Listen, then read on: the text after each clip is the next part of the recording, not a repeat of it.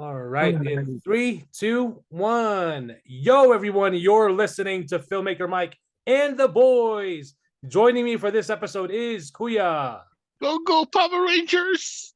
Go! and Pinhead. How much wood would a woodchuck chuck if a woodchuck could chuck wood? A woodpecker. A pecker would. A peckerwood. There you go. There you go.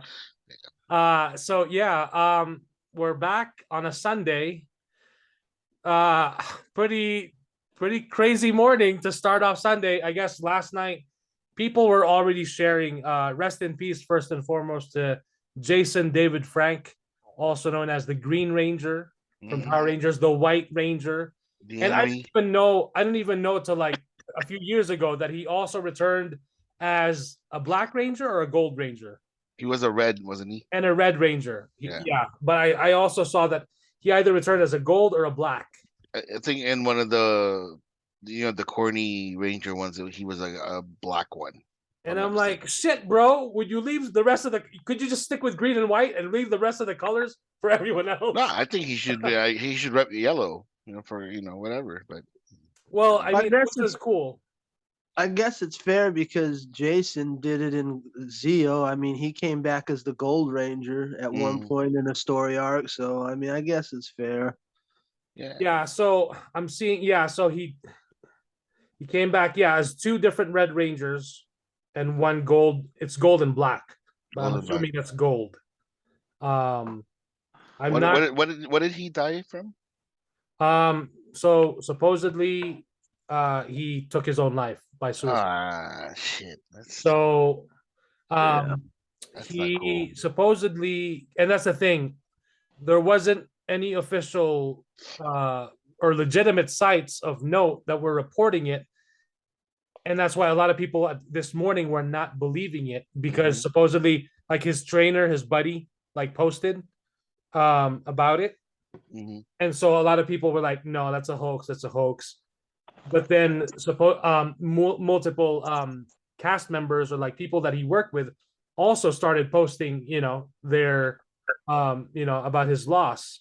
So that's when I figured like, okay, it's gonna take some time, at least an hour or two until like the official news sites, catch up to this.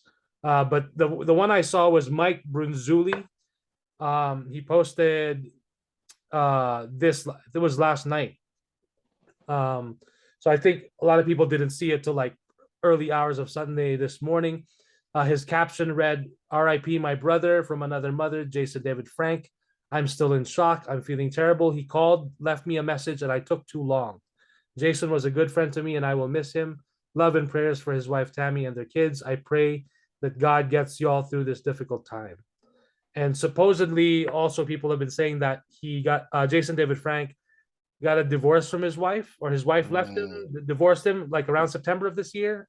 And I think that was people were putting together that was a lot of what was pushing him to the brink. And unfortunately, that happened. So, but of course, the family has been mum about exactly what happened, which is completely understandable, but the word got out that that's what happened. So really tragic.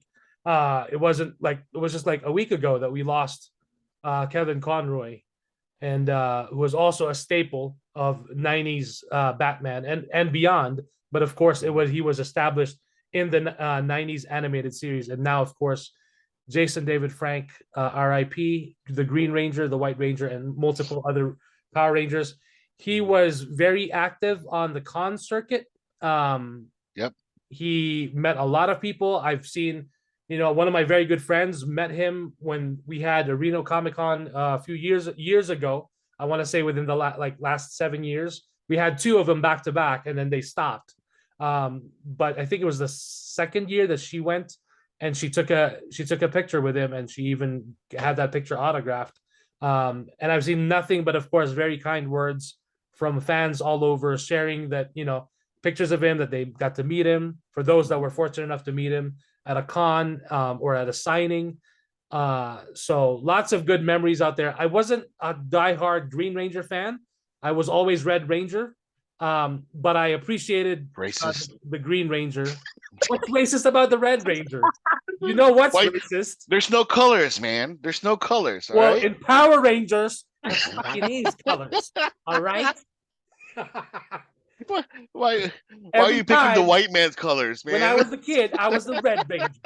All right. Nah, Because nah, he wants to be. He well, wants to be the leader. That's why. exactly. Even Bioman. Bioman is another sort of Power Rangers Japanese The thing. better one, by Red the was way. my shit. Red was The my shit better- from the get go.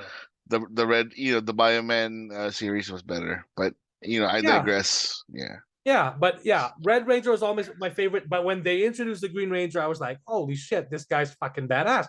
And he's cool. He's a fucking good enemy. Like, that's pretty cool. When the Power Rangers movie in 2017 came out, I ate that shit up.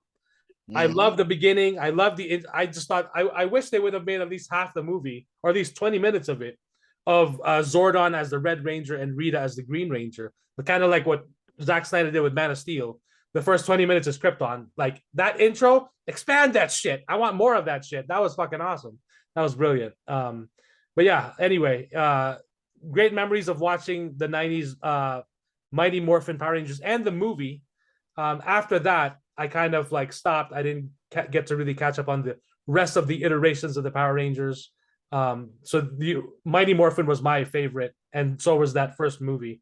And it pissed me off when we got like Rocky or like the other guy, like Red Ranger. I'm like, who the fuck is this? Where's my Jason, bro? I was like, what the Yeah, hell? Turbo was a terrible film. Yeah, Yeah. Turbo was bad. Turbo Power Rangers movie was horrid. I was a diehard Power Rangers fan too. I mean, that first 95 movie, I don't care.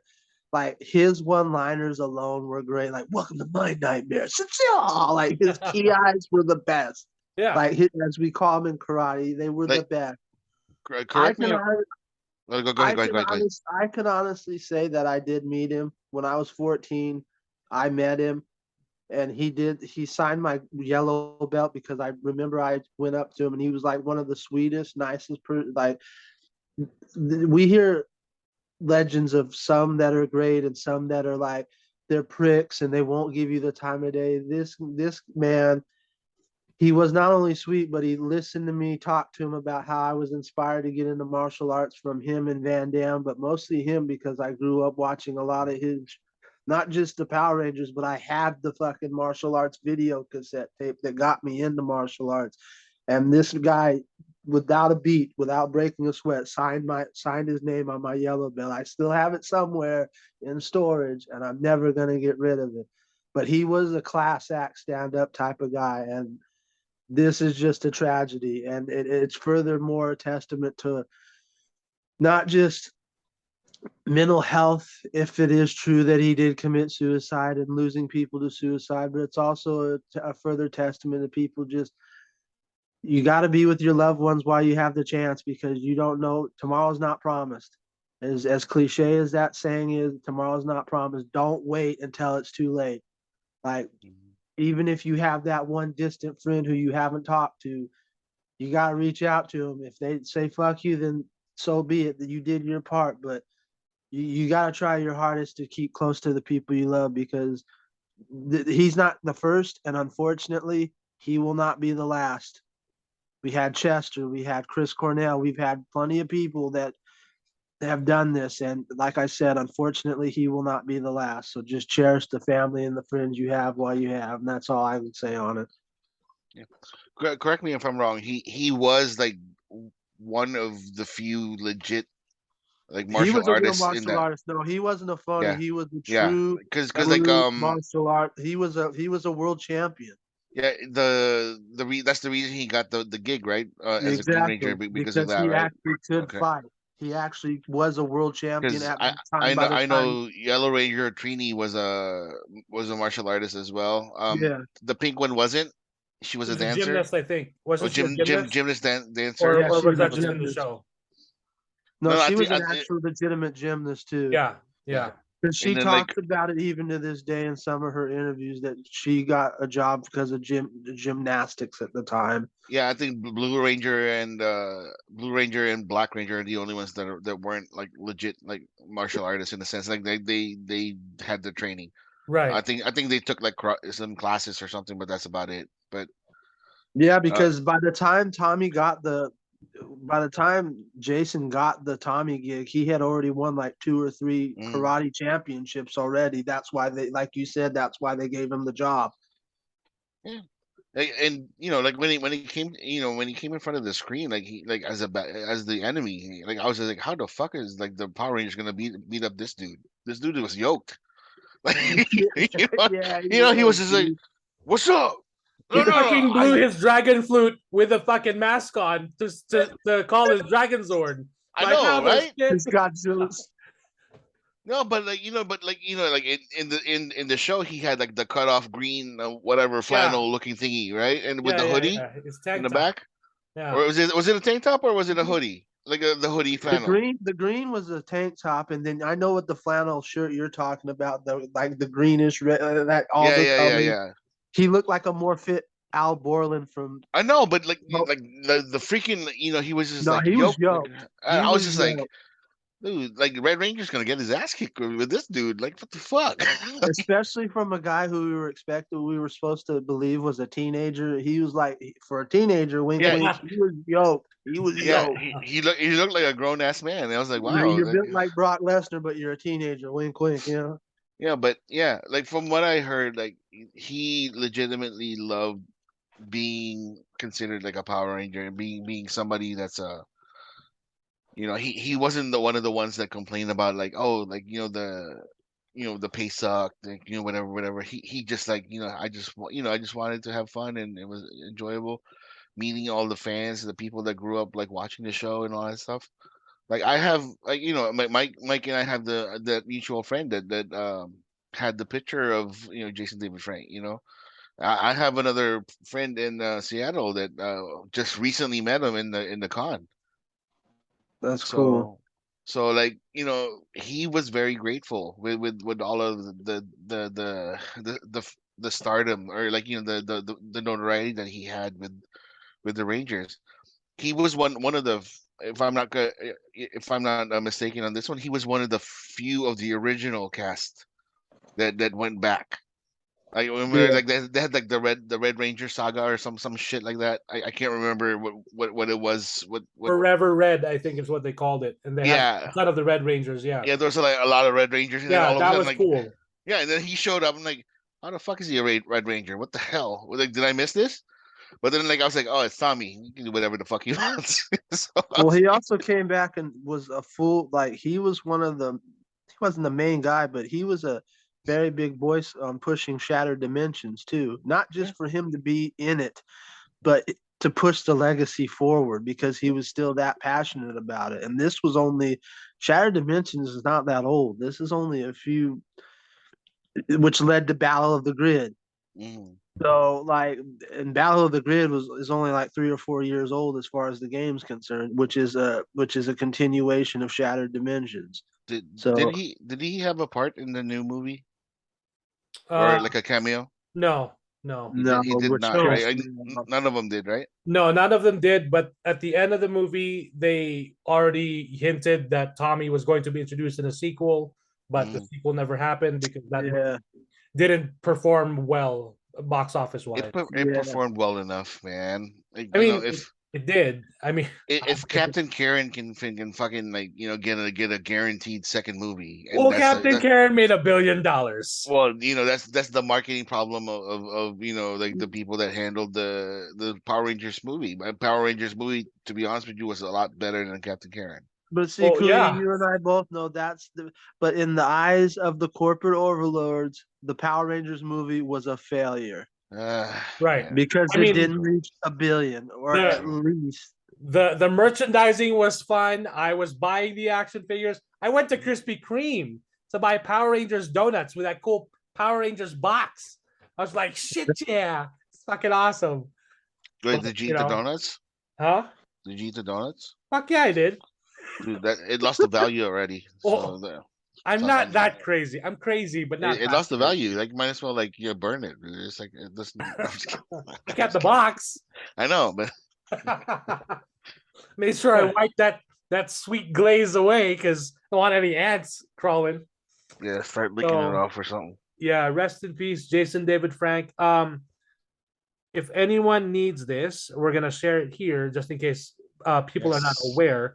The new suicide and crisis lifeline is 988. So you can call 988. It'll get you. It's available 24 hours. Languages in English, Spanish, and possibly more. And you can even send a text to 988 if you don't want to call or talk to someone. You can also chat. If you Google it, it's there. But you can text 988 or you can call 988 if you need to speak to someone, whatever time it is. That is the new designation for the suicide and crisis lifeline. So please, Please, please, please. Yeah. it's Yeah, really hard. It's seriously. really hard to hear about this. And this is someone that I personally did not know. I've just followed and I've seen, for a while. I've But followed him on Instagram. Always enjoy watching his videos and his posts, especially when he's interacting with fans. And he even had other projects. I think he had like a martial arts short film, The White Dragon. yeah, something like that. Yeah. It kind of took inspiration from The White Ranger, if I'm not mistaken, but I still have to check it out. I don't know if I think they did finish that film. But it's worth checking out. But another thing, Mike and I have experience when it comes to things like this. One of our dear friends, you know, unfortunately, like took their own life as well. And I don't know if Mike knows this, but I'm still not recovered from that. Um, it's very hurtful for it's very hurtful for people to think that, like, this is nothing, it's just a mind thing, it's whatever. um it's also very painful for the people that get affected by it, that's outside. um just if you're not feeling, if you're not feeling up to par, if you're not very positive about yourself, reach out, please reach out to somebody, anybody, doesn't matter. I keep telling my friends, if they need somebody to talk to text with, to send a message to, send it right away. This permanent solution, for a temporary problem is not a good thing. So please, please, please, please, please, please reach out. It's 988. You said, Mike, right? 988. Yeah. Yeah, please, like, spread it. Send it over to everybody.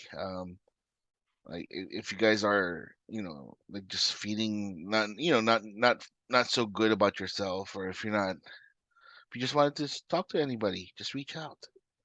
There's nothing wrong with that. You can talk to, like, somebody, like some random dude, like in the grocery store or something. Just reach out to somebody. It doesn't matter who it is. Please do, because your pain eventually will become everyone else's.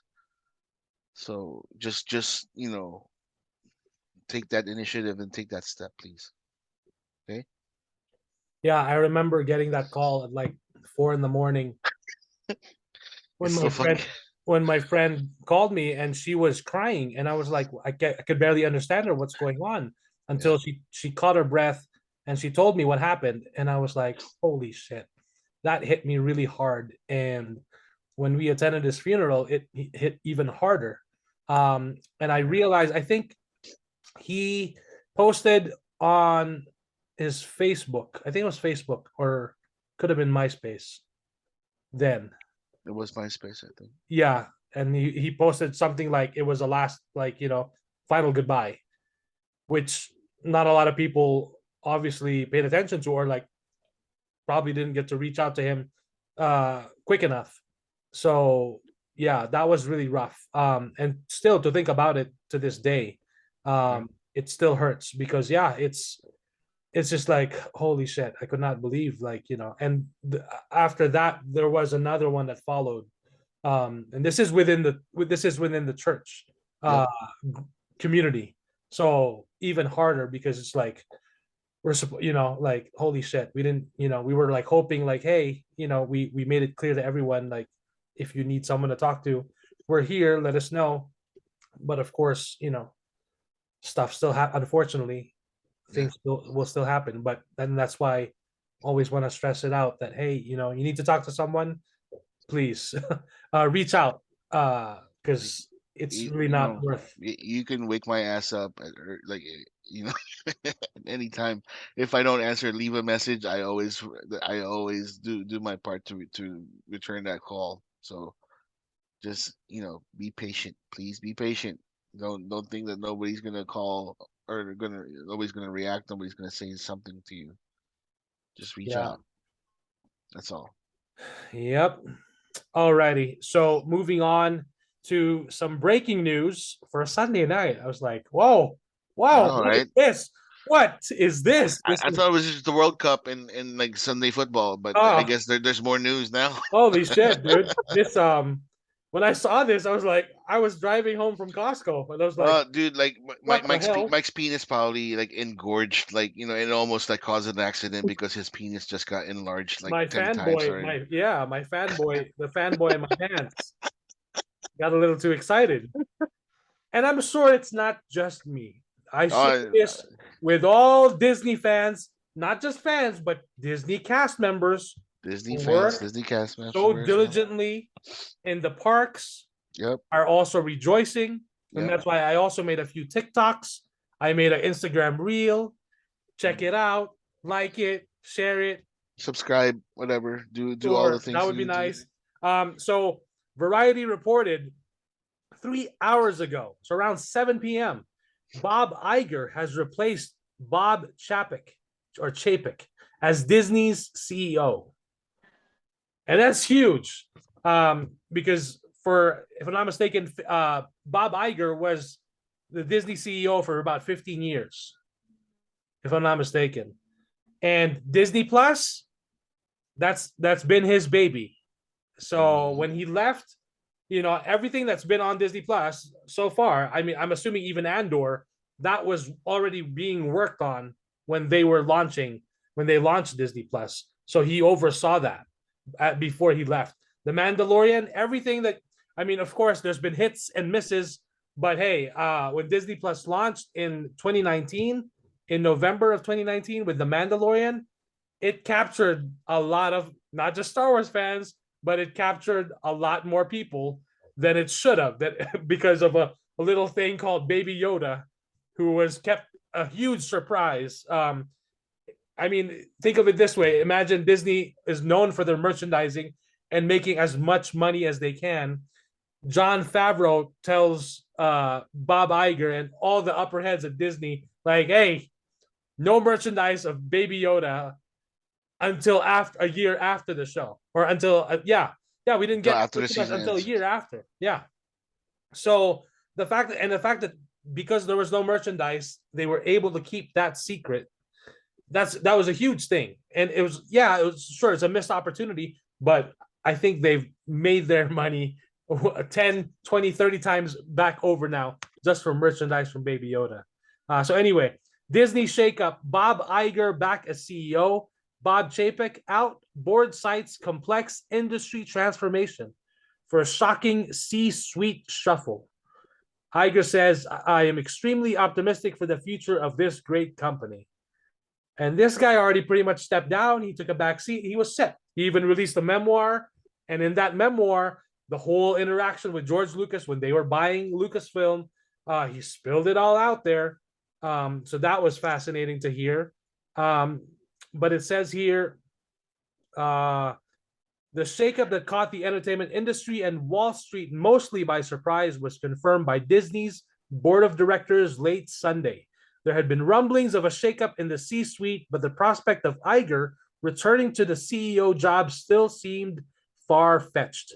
The turnabout recalls a situation a generation ago at Apple in 1997 when Steve Jobs returned to the helm of the company he co-founded after 12 years in the wilderness. Iger was out of power as CEO for a little under 3 years. So, quote, we thank Bob Chapek for his service to Disney over his long career, including navigating the company through the unprecedented challenges of the pandemic, said Susan Arnold, chairman of Disney's board of directors. The board has concluded that as Disney embarks on an increasingly complex period of industry transformation, Bob Iger is uniquely situated to lead the company through this pivotal period. So it also says Chapek's ouster comes on the heels of a third quarter earnings report that spooked Wall Street as spending on content and marketing for Disney's direct-to-consumer platforms hit its projected peak of $1.5 billion in fiscal 2022. Even though the Disney had previously guided Wall Street to losses of that scale, and even as Disney Plus posted subscriber growth for the quarter, the river of red ink still took a toll on Disney's stock price. Shares fell well below the $100 mark to $90 on November 9, the day after Disney's aftermarket earnings report. So it's a lot of things, basically, but So let's cut through But the PR bullshit. He was it a was fuck about up money. at it. He was a fuck up at his job, so now he's getting Das Boot out the door. pretty Yeah. much. Money.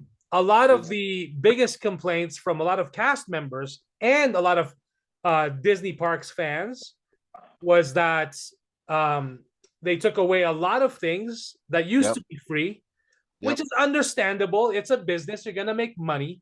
But Chapek was so focused on everything money. You want that? Money. Even the annual passes, Yep. some of which include some, not all, but some of which included parking, paid parking already. He even took out some stuff and still added a parking fee, even if you had the annual pass. So, So crazy. like I have a bunch of friends that are annual pass members. Mike, you are familiar with some of them. The fact that they pay primo money to get in, and they said, oh wait, there's blackout dates for your primo passes. Yeah, There's that's another thing. and also you have to pay X amount of money for the parking now. Oh, and by the way, you're not gonna get all the like the perks that you're gonna get because like we need to get the money back from the pandemic. Yeah. That's not a good marketing strategy. So he Right. hung You himself. know? Yeah, lots of red flags, and again, not just from fans, but even from cast members themselves Oh, who yeah. are working from the company. Some of the perks of the cast members are fucking they got fucked pretty bad. So Oh yeah. I also saw. So this one is from. This is from Tamara Kent. So Tamara Kent works in visual effects in Hollywood.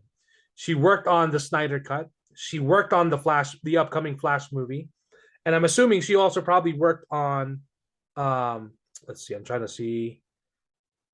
I'm thinking she worked for Disney as well. So anyway, her Instagram is public, so I figured it'd be okay to share this because these are her thoughts. But she shared the Variety article on her Instagram story, and she said, and this is someone who works in the industry, right? She works as a visual effects artist. She said, "This is great news for the parks, the studio, and Disney stock. I would go back and work at Iger's Disney." So to see that from someone who works in visual effects, that's a very big sign of confidence. So, and this is someone who works in the industry, not just someone who works at the park, but someone working in the movie industry, which I think is like very positive. And that's why I'm also excited because, yeah, everything that I've been hearing and seeing from cast members, from Disney fans, like this is time. And supposedly this will be Bob Iger will be back for 2 years. Mhm.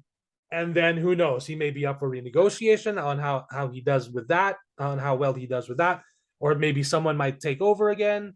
Maybe someone that's chosen a little bit better this time or vetted, by, or maybe hopefully he also takes someone under his wing and like a la George Lucas and Dave Filoni and guiding them Hey, like, hey, Mike, this is how fuck to it. take Like care of let it. fuck it. Like just let the Filoni and Favreau take over fucking Disney. No, Fuck it. no. We don't want that. See, that's the same thing that annoyed me when fans were like, "Oh, they should kick off Kathleen Kennedy and put Dave Filoni and John." No, I'm like, no. If you do that, they will not get to focus on the Mandalorian. Dave Filoni won't get to make his Ahsoka show, and eventually, I want to see Dave Filoni direct a live-action Star Wars feature. He won't get to do that if he's taking over someone Yeah, else's but he's job. the CEO of Disney. He can do whatever the fuck Doesn't he matter. wants. Dave Filoni is a creative. He needs to create. right? I know. So and that's my thing. Like, you guys like the Mandalorian, right? You like how good it is. Well, guess what? These guys are working on it. If you move them out of there, someone else will take over. I can't guarantee that it'll be as good as it is, because Favreau is the one that created Baby Yoda.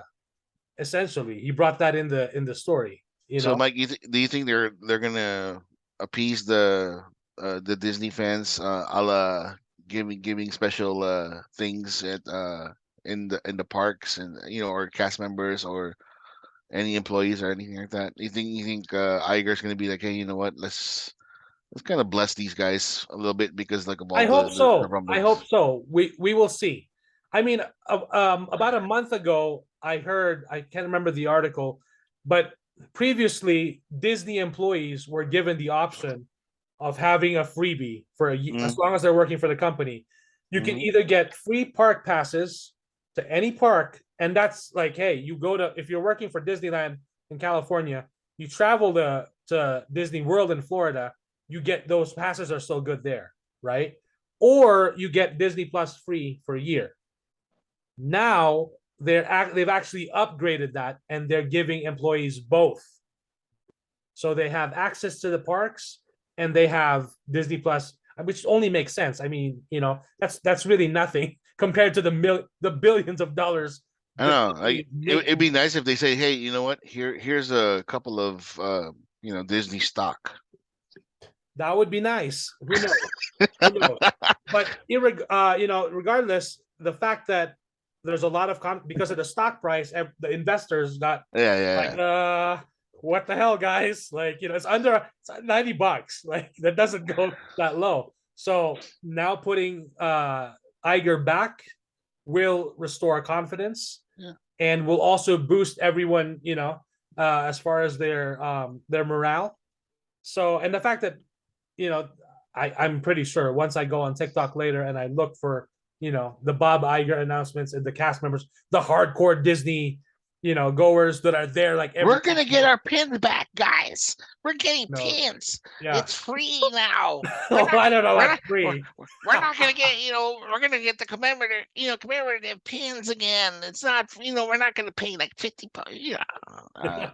Dude, I heard so many horror stories with in Disneyland like the past few years. Like after the pandemic, they were like you might as well fucking like bring a sandwich or something like that and bring a bottled water because everything else is like expensive as fuck. So So what we did the last time, we brought snacks. They don't say no to, you can bring food, you can bring snacks. When they security checks your bags, that's fine. The one thing that I remember, this is from water. years ago, water is fine. You can bring a bottle. You can bring a bottle full of water. We bring. So what we do is we freeze our drinks in the freezer, Yeah. so it's frozen, and it as it defrosts, it's still cold, right? That's fine. They won't say no to that.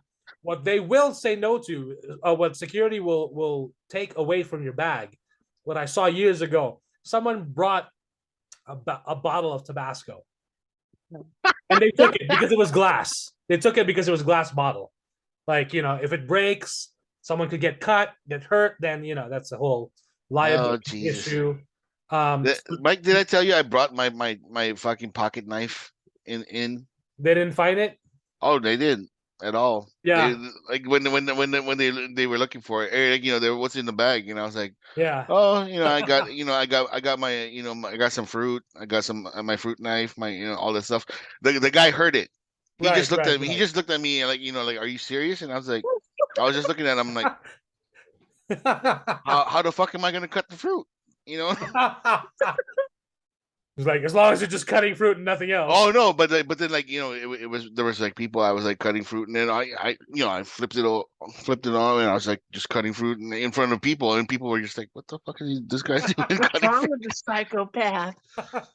And I was just like, whatever, dude. You want some fruit? I don't know, whatever. But dude, So I hope they get free stuff. Like I'm I great. hope so too. They Bob deserve Iger, more. Bob Iger is beloved, or is beloved by the cast members, by people, because he made money for Disney, and that's the most important thing. The board And he members was are pretty happy with. fair about what everyone Yeah, was getting, how he was dealing with people. It was pretty fair.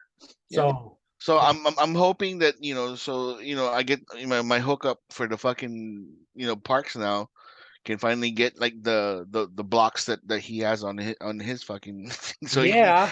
he can get my ass into Disneyland for free with my There wife. you go. There you go. So we can go. So my pro tip for California Adventure, even for Disney, is that we never buy bottled water there. We bring our own reusable bottle. Yep. It's filled with ice water, and when it's gone, in California Adventure, if anyone is planning to go, in the event on the Avengers campus, there's Pim's Test Kitchen. So it's basically a place where you get, you can get a giant ass pretzel and the Choco Smash, which is a chocolate bar they introduced in Ant-Man. That's actually pretty damn good. It's $7, but it's fucking huge, and it is so good. Anyway, they have Coca-Cola freestyle fountain there, and it's unlimited refills as long as you have the cup. So if you want to fill your water there with your bottle, you can do so. Oh, I thought you were gonna fill your bottle with the fucking Coke. No. But if you have the cup from there, you can keep going back. No one will say anything, and that's no. That's fine. exactly what we did this. I don't know, but I thought you were gonna fill in your empty bottle with the ice with the Coke. No, I got it. I filled it with ice and water. Okay. As long as you buy the cup, you can go back for. That's the only place in California Adventure to get bottomless drinks. So no one will say anything. Go ahead. You said you could bring your own bottle of water, right? Yeah. So does that include like your own, like how we got, those our water bottles from the depot? Yeah. You can bring one of those in. Yeah. They won't stop you. No, they won't say anything. Fuck yeah, because next time I'm going, I'm filling that shit up with vodka, and I'm going through. I'm saying it's water. Yeah, they won't check it. I don't think they will. Yeah. I went with people. And they brought in like a big ass fucking Dasani bottle of vodka. It wasn't even Dasani water, dude. That's all I need vodka. to know. Yeah, I need to know. And as soon as I saw them, they were like looking at me, and I was like, "That's not water, is it?" And then they started laughing, because like I saw the burn marks on the fucking cap, because they kind of burn it a little bit so that the little waxy thing will melt, so that when they open it, it'll sound. Be like, this is water. This is water from Pirates of the Caribbean. I was just like, yeah. Hey, it's Russian water. It's Russian water. Just Russian water, yeah. Exactly. But yeah, he's from Russia. You're already spending so much money there anyway. The last thing you want to spend money on is a $6 bottle of water.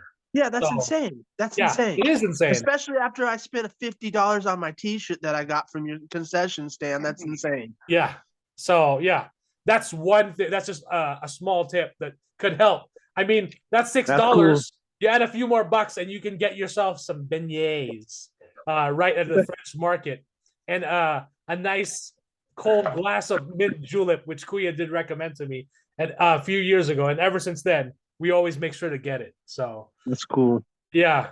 Thanks for that tip, because I needed it. Hopefully, this is a very good sign of things to come for not just Disney in the parks, but for the content that they have on Disney Plus, for the upcoming movies and everything else. It'll be really interesting to see how that plays out. So next we have is Andor, a Disney Plus show, a little Disney Plus show called Andor. What's Andor? I've never heard of this show. It's only the best Star Wars space wizards show with no space wizards, at least not yet. Yeah, not yet. We're coming up on that finale. Oh yeah, oh man. So episode 11, holy shit. Wow. It was a good one, boy. That was another banger.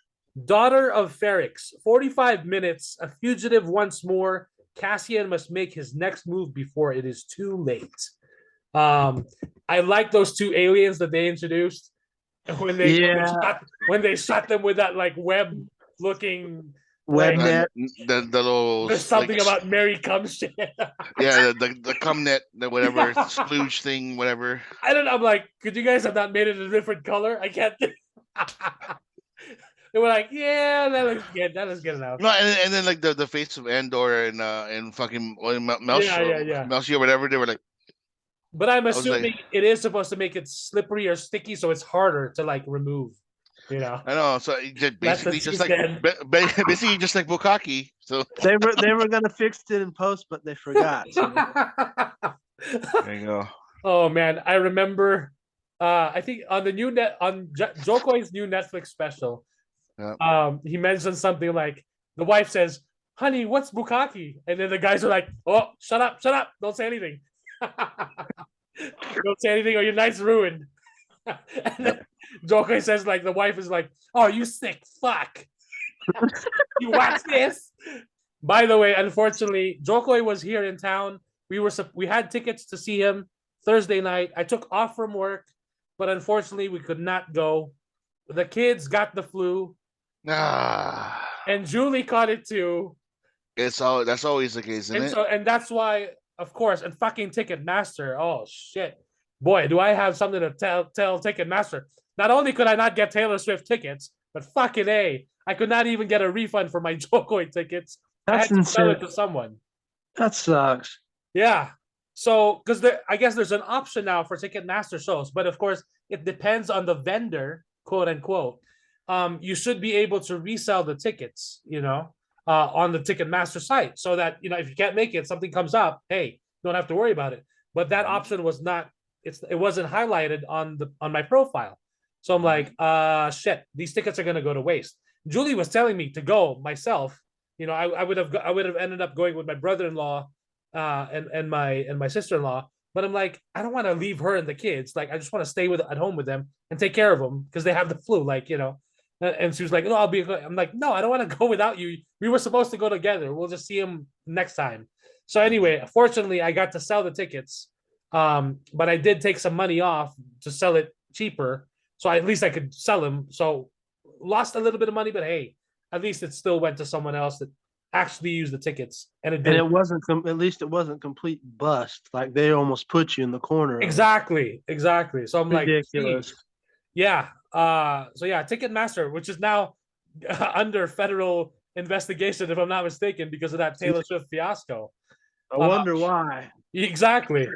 Because they did promise everyone. I even signed up, but I got the email and they said you're on the wait list. I'm like, well, I'm not a hardcore Swifty as the others, and they deserve it, whatever.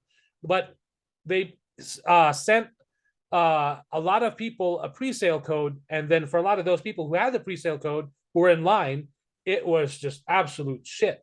So insane. So we'll see what happens with that. But anyway, I'm not a Swift fan, real quick. I'm not a Swift fan, but I know how they feel if they did that with my Gaga tickets because I'd be busting some Ticketmaster teeth. Exactly. Especially if you had a pre-sale code which guaranteed you that time. So like, hey, that's ridiculous. 10 ridiculous. minutes to pick your seats, check out, get your tickets, and then enjoy the show. That's how it should be.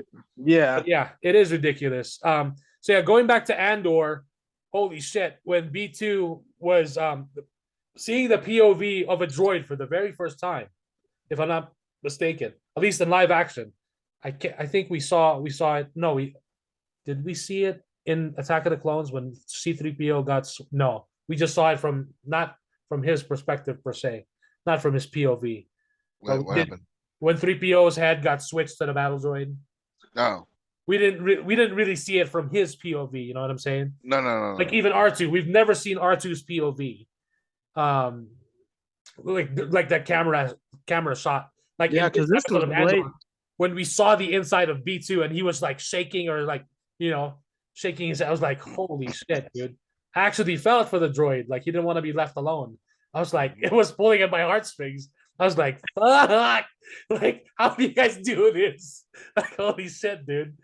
Fucking what's his name? It doesn't help that he's still a stuttering little bastard too, because he's like, but I want, yes, Marva. I'm like, I want to see. Stop saying that name. I was like, dude, like, fucking stop with the emo shit already. I'm like, I'm about to cry right now. And this is from a droid. No, and he was like, droid, bro. I want to see my Yeah, I was like, that's the start, like, of like when people want to be all regular, and then they end up, like, trying to talk in spite of their depression or their sadness. They start like stuttering like a little, like a little whatever, and then also, I'm crying. Yeah.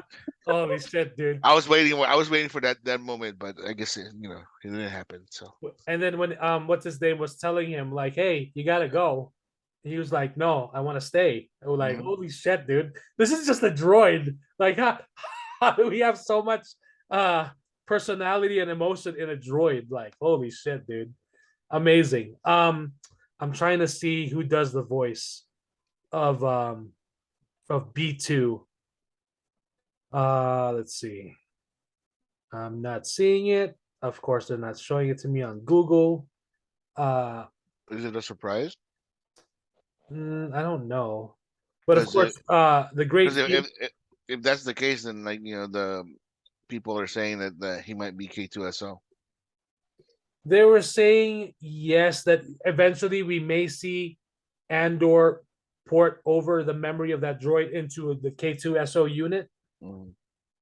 So, but then the voice of B2 Emo, and that's the droid's name, B2 Emo, B2 EMO, Mhm. is Dave Chapman. So that's the voice on Andor. All right. So I wonder, yeah, that's what has been speculated out there is that when Andor, something perhaps happens to B2 and he ports over the droid's memory into the K2SO unit, and then but then it doesn't make it's a different voice also. So, but that'll be interesting. We'll see what happens in season 2. But yeah, the death of Marva, spoilers, pretty pretty sad. I was thinking what I was expecting was I was thinking Andor would be able to reunite with her before she Well, went. she died. Yeah. And I was actually expecting her to go out in a blaze of glory, or like maybe at least stand up one more time, and We don't know how the Ferrex people fucking bury their dead, right? they So. did mentioned it. Like they burn the body and they cremate and put it into Oh, make a brick. so Basically, so and put it into a technically, she wall. did went out with a place of glory. Yeah, I guess. I guess, yeah. So. So well, I was hoping like a last stand, like she Oh, okay. stand up to That the blaze Empire. of That blaze glory. of Okay, glory. okay. And that's what triggers Andor to be like, fuck. That's like the last straw that triggers Andor to be like, fuck Yeah. the Empire. No, but because But Darth Vader, the greatest Jedi slash Sith of all time, went out with a blaze of glory too. So. he did. And years later, little And then, grandson finds this fucking helmet, his burned helmet, and see, that's another thing. Fucking Jar Jar Abrams, another missed opportunity. When Kylo Ren was talking to his grandfather, it would have been fucking cool to hear James Earl Jones' voice in his head or something. Or even at the beginning Ben, of Rise of Skywalker, we could have seen Vader's castle because it was right there in Mustafar. But no. Ben, yes, grandfather, shut the fuck up. Get over get off your high horse. Fuck. Stop being a bitch. Don't be a bitch. Jar Jar Abrams. Yeah, now that the more I think about it, Rise of Skywalker, I'm like, fuck, dude. So many missed opportunities. Fuck that guy. I don't understand why people call him Jar Jar Abrams. That's an insult to Jar Jar Binks. That is true. Right? That is true. And this is coming from somebody who fucking Jar Jar, absolutely. This is at coming least from Jar somebody Jar who Binks could hates finish, fucking Jar Jar. Right? This is coming from somebody who absolutely fucking hates that character. Yep. So, I love Jar Jar, so no, I know you do. But Like I said, at least Jar Jar Binks could finish. Misa finish. Misa finish a movie. yeah. So, but yeah, the rest of Andor, fantastic stuff. It was We're great. setting it up as the funeral. Andor is gonna end up going there. It's gonna be a great season finale. I can already see it. Right. I'm hoping it's a Ooh, solid hour. I'm really. So am I. I hope it ends in a cliffhanger where everybody's like, "What the fuck is going on?" I want to see more. I hope so. Why not? I do too. Why not? Exactly. The scene where Luthen is in his ship and he's trying to get away from the Empire. Fucking fantastic. And Mike, do it one time, Mike. Do it one time. Chef's kiss. Chef's kiss. It's Dexter Jetster Chef's kiss. Holy shit! That was so good. This show, when I think about it, this show, again, like even the beginning, the first 3 episodes, it was Star Wars, but it didn't feel like Star Wars. But that moment when the ship, when he's fucking attacking and he's like fighting back, and then his ship does the fucking Darth Maul lightsaber laser. I know, right? And I was like, how the Yeah. fuck did that happen? I was was like, fucking cheering, and I was like, where the fuck is the toy of this ship? Where's the Lego set? I want to build it. I want to play with it. This is fucking awesome. I was cheering in that scene. I'm like, holy shit, this is brilliant. Yeah. And I was like, that's some fucking Star Wars right there. You know, my favorite spaceship of all time is the Defiant from Deep Space Nine, Star Trek Deep Space Nine. what are you talking about? Star Trek? You're talking about Star Wars? No. Like, let me finish. Let me finish. Okay, that is my absolute favorite one. Like, I fucking love how it looks. Everything like this. This is pretty goddamn close. Whatever you call Luthen's ship. The I Fondor. fucking the Fondor. Fondor, yes. I want to Fondor the shit out of this fucking ship. It was so sexy. Oh my god. Like I knew he was gonna like launch something to do the jam, right? And then all of a sudden I was like, wait, is that metal stuff? Like shiny metal shit? I was like, and Yeah. he's just like he just released it and like it just destroyed the fucking He I was destroyed like, the dish and then the Yeah. tractor beam, and he was toying with them. He yeah, knew, he was just fucking with him the knew whole he entire could get time. away. It was Yeah. fucking brilliant. Like, and they Yeah. were like thinking like, oh, we're gonna get him. We're preparing a boarding party. We could use a practice. I'm like, I'll show you where the fucking practice. They were like they were caught off guard. It was great. No, for me it was that scene was awesome, but a few minutes before that was like my favorite scene, my absolute favorite scene in the show. Like Yeah, I'm before right there. before that before that confrontation with Saw Gerrera when Luthen came down to the planet, and then all of a sudden you see like this little wooden handle type thingy. Okay, we'll get to that real quick. Oh, Pinhead, you were saying something? But no, I agree with you, Kuya, in the sense like the Borg cube ship is one of my all-time favorites, but I think the fondue might have surpassed it. Right, dude, it was so It's sexy. Just not just because No, the way and it looks, like like the maneuverability of what he was doing with And the then- ship. I'm like, what? it was like so streamlined, right? And then all of a sudden he pressed a button and then it became like battle mode. Yeah, exactly. Like some. And Power then like Rangers shit, like- the little things that came out with the lightsabers, and I was just like, wow. Like So it's like it's so anime, dude. I was like, I want to see for it. clarification, it is a Fondor Hallcraft. It's not Fondor. I want to make sure because I don't Okay. want anyone yelling at their headphones like it's not. Oh, you mean Jester? Jester's gonna be like, it's not called a Fond. The name of the ship is not Fondor, guys. So Luthen Rael's ship is a Fondor Hallcraft, which Okay. that Imperial officer was like, Hallcraft. Stop it. Stop there. You're not going anywhere. Identify yourself. Hallcraft. And I love Right. that he just talks to the droid on the ship, or is it a droid or the ship itself? It was the ship itself, I think. telling- It's he's telling it's you, part of the droid is part of the ship. So right. it's And I basically love that. I love that shit. I know. Can I have that shit in my car now so I can just talk to my car? Like I was like, car, take me to Burger King. Yeah, Fucking- why do I have to press buttons? Let me just tell you. with Give my me a voice. McRib, car. Exactly. As you wish, Kuya. So yeah, Luthen's ship is a Fondor Hallcraft. This was a type of ship that was used during the Imperial era of the galaxy, seemingly for commercial and non-combative use. Luthen uses his ship as a cover, as it allows him to travel the galaxy while maintaining the guise of an antique dealer. So This ship doesn't have a name yet, setting it apart from other famous Star Wars ships that doesn't make it any less memorable. It has powerful modifications that enhances its abilities, enabling it to get him out of any sticky situations. So with its plain exterior and hidden mods, Luthen's ship is a perfect for an undercover agent of the rebellion. So it's a 4-door Honda Accord with a fucking Acura Integra turbo motor inside Pretty fucking much. and NOS and all that shit in the back. I was there. cheering. Oh my I was God. like, "Fuck yeah!" Like that was awesome because it was also like, "Oh shit, are they gonna catch him?" We're like, "What's he fucking gonna do if they catch him?" But I'm like, he's gotta have something up his sleeve. Like, and of course he does. Yeah, and he just Top Gunned the shit out of like the deflector shield with the chaff. Right, You know? right. So now going back to his meeting prior to that scene when he Yeah. meets with Saw Gerrera, right? And then Saw Gerrera's boys are like checking him, and then he like reaches for this cylindrical thing which could look like a lightsaber. It looked like a wooden staff to me. It couldn't mean like a little like a wooden like dowel or whatever. But it could have been a copper colored like could be a lightsaber hilt, but I don't know. so there's a picture of the action figure for Luthen that's coming up. Yeah. And it's actually a dagger of some sort. Ah. Yeah. Is Which it a I thought it would have been cool too if he was a Jedi. Like, oh, he's the Jedi. Hey, is it a light dagger? A light shank. Yeah, I know. No, it's fine.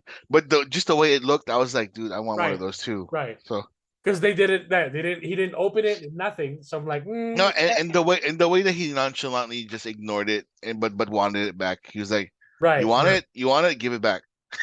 Unless the toy picture that was revealed is a red herring and it could be a lightsaber. Hey, that would be cool. But then But what color? Oh, we haven't seen a lightsaber thing. But what color though? Because I mean, who knows? Who knows? It would be cool to see a yellow lightsaber in action. Yeah. Oh, that's right. Rey had a cool yellow lightsaber at the end of the fucking movie. Yep. Just to wave it around, and now they're selling it at Disney parks, which is cool. If only we saw her in action with it, Disney or Jar Jar Abrams, not Disney. It's really Jar Jar Abrams. Like, why do you do that at the end of the movie? It should have been a lightsaber staff. At least for one act, that was one of the things. It would have made sense for her to have a lightsaber staff because she was well versed with using that staff anyway. But hey, what am I? What are we to know these things? I'm just a watcher of movies, right? I'm just a watcher of movies. We're nobody. We're not fans. So yeah. Anything else that you guys can think of from the episode? I was the scene where the daughter is actually all in for the traditional yes the traditional stuff. So I guess Mon Mothma is against her being betrothed, but like I'm thinking that the daughter would be all for it because it's very traditional. In their which is interesting because you could tell Mon Mothma did not want to do that for her daughter. Yeah, because she wanted her daughter to have a different life. The choice, right? She wanted to have the choice. Exactly. And yet her daughter was the one. Like she was telling her cousin, right? Or sister. Cousin. Oh wait, sister. Or is it? I think it's Vel. Yeah. Yeah. Sister. Yeah. And she was telling her, like, I didn't force it on her. She was the one who was searching for it. She found the leader or whatever of whatever thing is.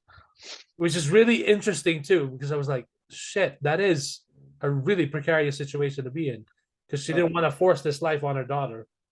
But shit, now that but then she also needs the help. Mm. So it's kind of weird, right? Like it's like it's like a liberal mom all of a sudden, and then they ended up like having a very, very conservative daughter.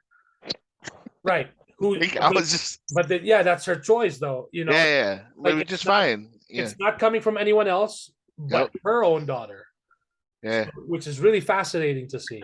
No, but like I don't know. I don't see. Do you see the thing that's happening with the girl? Like it's just like every time she sees the mom, it's like you're disgusting type of thing. But then like she sees like the sister or the aunt, and she's like so happy. Like I'm so happy for you. Like whatever. But every time she sees Mon Mothma, she's like, yeah. She's like, I hate you. I'm like, fucking bitch, you don't know what your mom has done. You fucking ruined my life. I should be in Chandrilla, like with the other Stepford wives and stuff like that, and all that shit. But. Yeah, I also thought it was interesting the discussion that Luthen had with Saw about giving up what's his name's men, 30 men plus that other rebel for the greater good leader for the greater good. He was leaving it up to Saw to make the decision. Yeah, you can go and save him, but then if you do, this happens, or you let him fall for it. Yep. Then we can keep doing what we're doing and keep fighting. But why? You know, do you have a spy in my network? Are you Yeah. a spy? And then he says it's 2 tubes. And he I was know, like, and then Tutu's like, "What the fuck, bro? I You thought- know me, Saw. You know me. for a second, I thought there was going to be a throwdown. Like, holy shit, here we go. Yeah. Like, damn. And Yeah. it shows like how, because in Rogue One, like Saw was very distrustful of everybody. So Yeah. it kind of planted the seeds now, like like he shouldn't trust anyone because like he's gonna get fucked at the end anyways. Right. Also interesting, someone posted some screenshots from previous episodes of the polygon shape or polygonal prisons that everyone has been in. Andor was in a polygon shaped prison, and Mon Mothma, when she's walking in her own place, the shape of the entryway is a polygon. Same for Cyril, who was working at the Bureau of Investigation or whatever that office is. His own cubicle is a polygon, which I thought was visually interesting. Like, hey, it's like they're trapped in their own prisons, and yet, and then he's got the hots for what's her name, for the Imperial officer, like fucking mole on the side of mole on the side of her head. Yeah. Hold on. Is that a thing, or is that like a real mole? Deidre Miro. Like, is that a real thing? Do you think? I'm not sure. I'm not sure. Like, I couldn't see past the mole. I was like Austin Powers in that thing with the mole, mole. Yeah, because he was telling her like a few episodes ago, I could be under you. Like, in what sense? Okay. Like, aren't you a thirsty little boy? Right, in every single possible way of that meaning, whatever, I can be under you. I know, right? Right. And he's like, I'm dedicated to the cause. Take me. I am a simp. Fucking simp me. But it looks like he's going for Andor too. And the woman that plays Cyril's mom, fucking perfect casting. She's like typical mom, so fucking annoying. And her voice is so distinct. It's like every time you hear it, like, holy shit, dude. It's the mom. And he takes money. He takes credits from her safe or something, right? No, that's his. That's his? Yeah, and remember, like a few episodes ago, he kept saying, "Quit fucking with my shit." Because, okay, that's right. But then he had to sneak. He had to sneak back in or away, without her knowing. Yeah. She left. But yeah, that actor's voice is so fucking distinct every time. Like, and then he's eating like his space cereal.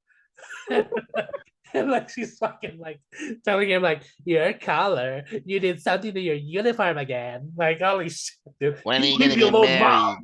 Right? When are you gonna get married? When are you gonna have children? What are you gonna do with your life?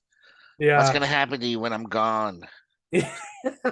Jesus Christ. I'm gonna keep fucking hunting for Andor. I'm gonna get him. I'm gonna stay in my room and masturbate until you fucking die, Mom. Deidre. ISB. But yeah, fantastic stuff with the ISB and everything is just fantastic in this show. I want more, like Anakin once said. I want more. Yeah, same thing with Ben Solo. Ben Solo said that too. More. Yeah. More. Hello, more. Firing upon his uncle. Yeah. Like, more. But yeah, we have one episode left, and season 1 is done, and then it's a tragedy. To season 2, which just started filming like a week ago, or like days ago, or no, yeah, possibly even like today or tomorrow. Do we have a timeline on when it's gonna? No, but I'm guessing we may not get it until early 2024. Because I mean, if they're filming, it'll take at least 5-6 months for them to film, and then you have to have the special effects, visual effects. Yeah, practical and then special and right. Stuff. But then the nice thing is for this one, they've built sets. So I'm assuming perhaps that also helps because they are we assuming that there's gonna be a battle in Ferrix again? Possibly. I mean, and if he's and getting somebody there. somebody's gonna free Bix, I guess. Oh yeah. Oh my God, my girl Because looked like shit. yeah, Holy she looks shit, dude. she looks like a crackhead, and I was just Fuck, like, dude, that torture, like, damn. And that was brilliantly well done too. That torture, because that fucking doctor was hyping up the sound, and I yeah, was just, like they waiting to said it was hear like, but I want to hear the sound. Like I just want to see like how far, whatever. It's a baby crying, right? That's basically what it is. something like that. Yeah, but it's so haunting that it just like gets to you. Oh, fuck. Like You know what would be fucking torture for me? If I hear fucking like in that thing like this, and fucking Soup saying "Let's go" forever. Let's go.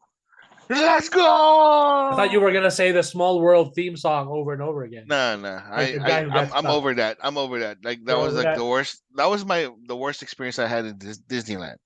Oh, okay. I'm way past that. But but again, 2 hours inside, getting stuck in the fucking "It's a Small World After All" ride with hearing "It's a Small World After All" over and over and over and over again. You would want to choke somebody, But if I hear Soup say "Let's go" like more than 5 times, maybe, I don't know, maybe four. so I know what to get you for Oh, Christmas. I'm sure you're gonna give me like an hour, like you're gonna edit out like 1 hour of YouTube, like here, Kuya, take a look at this link, and Listen it's to this like, before you sleep. Here's your ASMR video. yeah, it's like one hour of like, let's go, let's go. And then I think he does this too. I don't know what the fuck that is. I never understood why he has to. I don't know, but whatever. Andor, love it. I can't wait for the fucking season finale. Pinhead, I know you love Andor. I know you can't wait for the season finale. Do you have any expectations? Are we gonna see some Ferrex titties? Are we gonna see Well, we some? know that ain't gonna happen. It's I Disney know, Plus. I know, man. A boy can dream, but I know, that's not I gonna. know. Well, I I don't mean, know. we kind of sort of came close with like Bix there and a little well, that's bit, why that was pretty. Like, Like that got me a little like, whoa, like whoa. when I saw Whoa. this, I was just like, oh wait. I'm hoping we see Skarsgård's character get his brains blown out with a blaster. That would be really cool. So there's no more rebellion. Well, Fuck a that's the end of rebellion. that. On to season 2. Figure that one out, huh? There you go. And it was actually like like somebody that plays like plays like him, but it's somebody else, right? I don't know. That'd be funny. No, I'm just looking forward to the season finale because they've given nothing but high quality for this show, and I expect nothing less.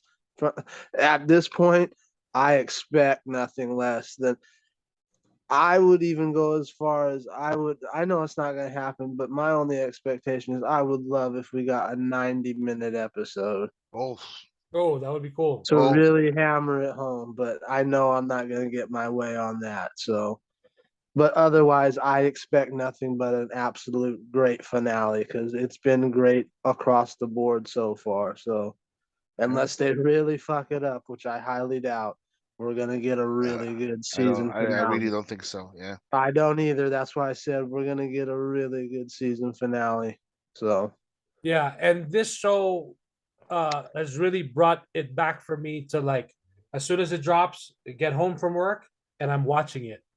Like I think it was the Book of Boba Fett that I kind of got that like I'd wait like till the next morning, like for a few episodes.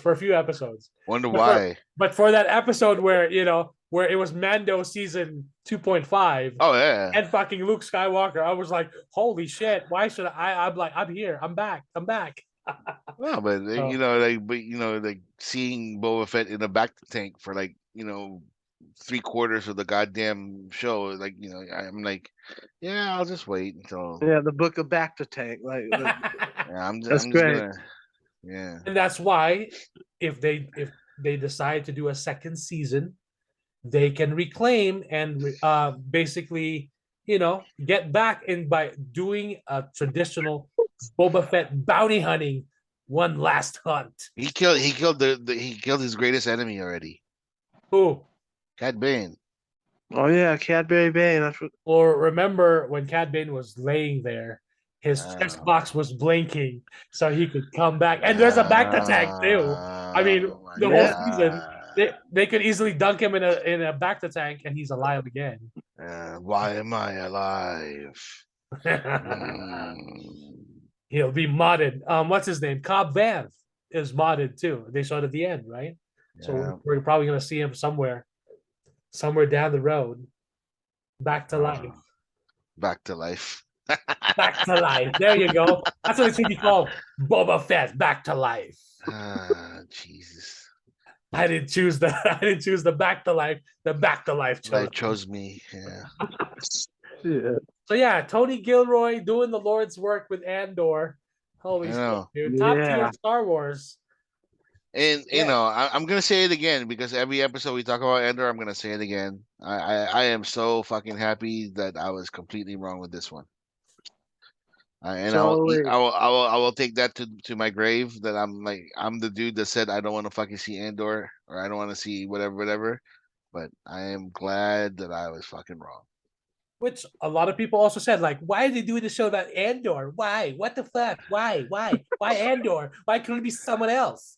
But Yeah, I said, you know, why can't they do? You know, I said, why can't they do like a young, you know, I don't know, Han Solo, right? Yeah, I because was they didn't make. I was doing that. I was doing that shit, right? Like I was like, oh, like, I don't know, something else, but fucking Andor. Oh God, fuck that guy.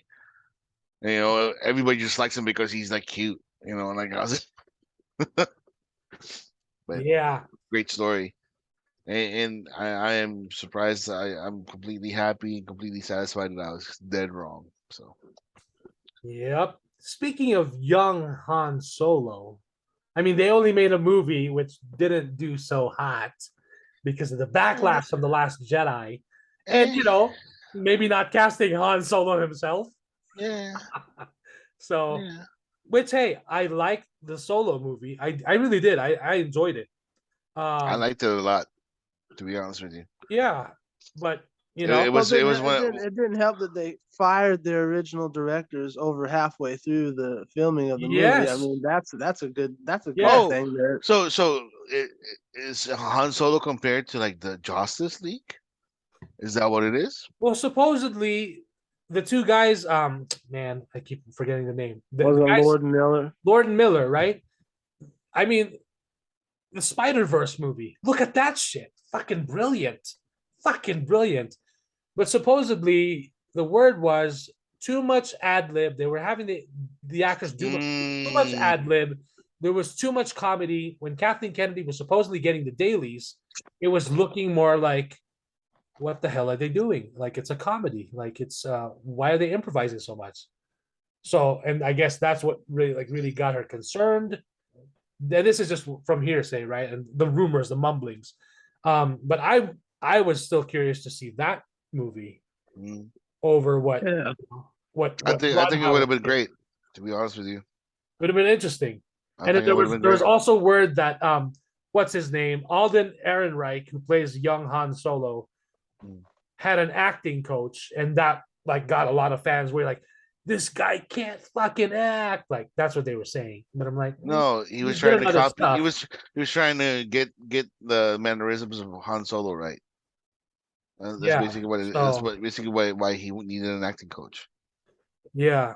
So speaking of Lucasfilm, Indiana Jones 5, there was the Empire magazine cover debut yesterday with Indiana Jones interviews and brand new images in the world exclusive issue on sale Thursday, November 24th. And of course, they have a newsstand cover of Harrison Ford with the hat and the jacket, and the fedora and everything. He's looking down. You can't really see his eyes.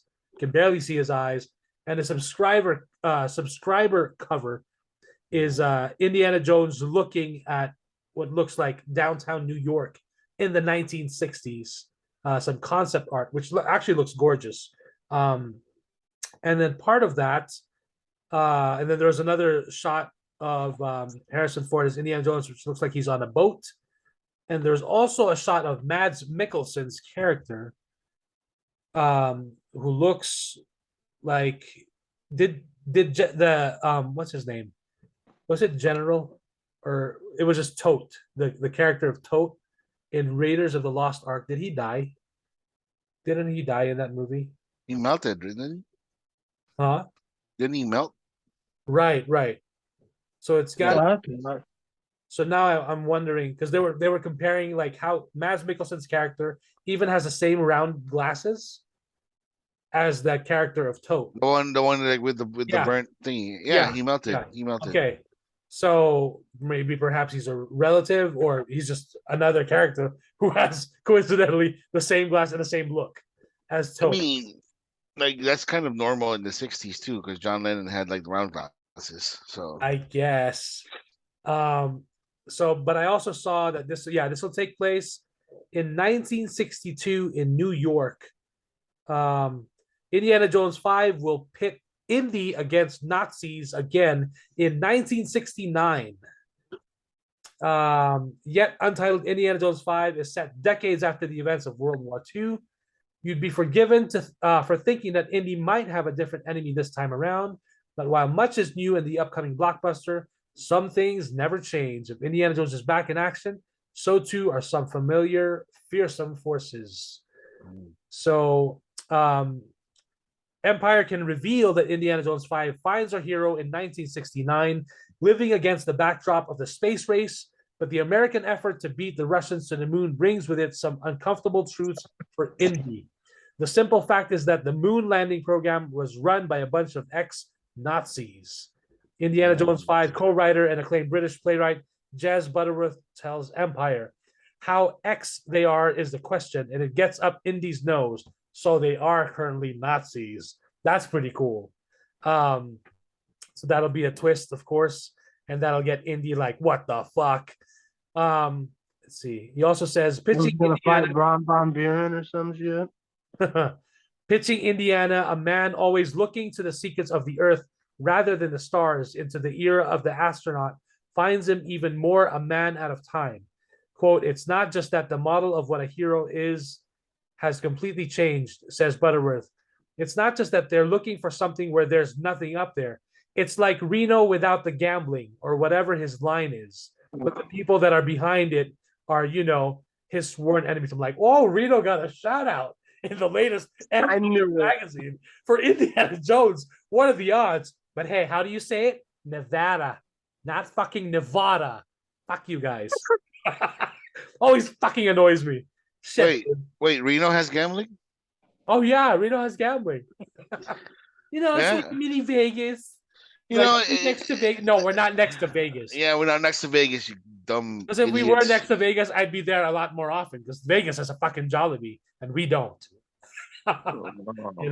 Because Reno is too small. We have a Jollibee here, and it sucks. It's not a big enough part of Nevada. Yeah. Fuck you guys who can't pronounce Nevada properly. Learn your shit. Enter Mads Mikkelsen's villainous Voller. See above, inspired partly by real-life Nazi turned NASA engineer Werner von Braun. Quote, he's a man who would like to correct some of the mistakes of the past, teases Mikkelsen of Voller. There is something that could make the world a much better place to live in. He would love to get his hands on it. Indiana Jones wants to get his hands on it as well. And so we have a story. I'm like, interesting. It's a story that it's a story that blends fact, fiction, fedoras, and fascists, including a major action set piece set at the Apollo 11 ticker tape parade in New York, thrown to celebrate the astronauts on August 13, 1969.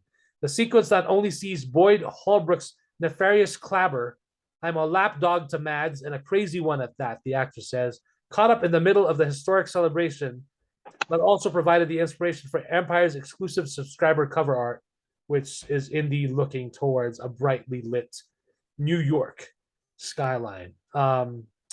So, of course, it also stars, directed by James Mangold.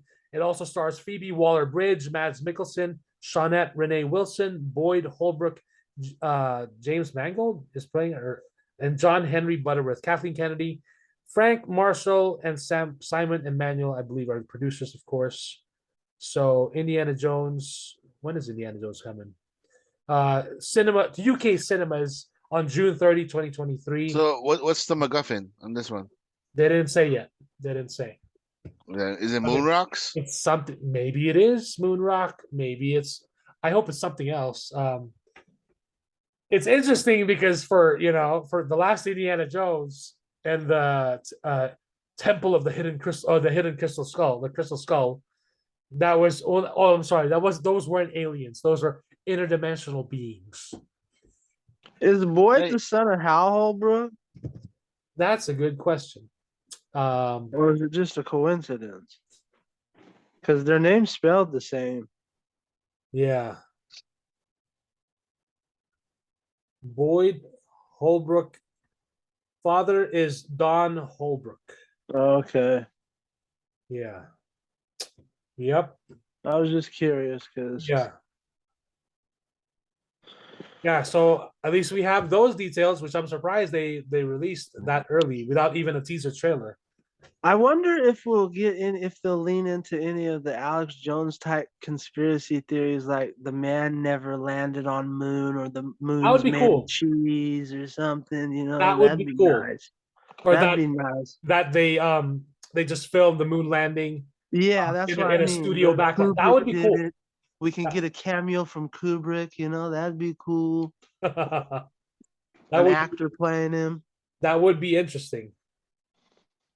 That would. What else fucking happened in the '60s that would cause like Summer of Love, The acid, Manson murders. yeah, I just hope. LSD.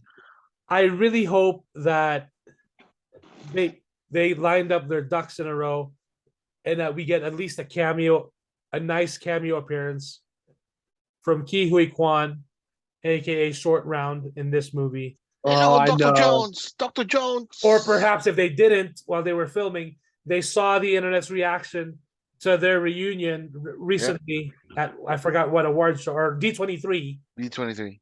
And I hope they thought like, hey, we should add something in that movie somewhere. God, I hope so. Because I mean it'll make the fans happy. And I'd it's the love to last see it. indie film. So Dr. Jones. Dr. Jones.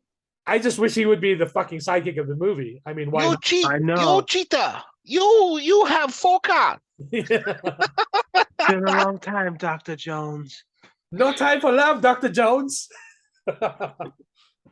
Dude, So- I wanted to be Short Round so badly when I was little, dude. I was like, Shit, so did I.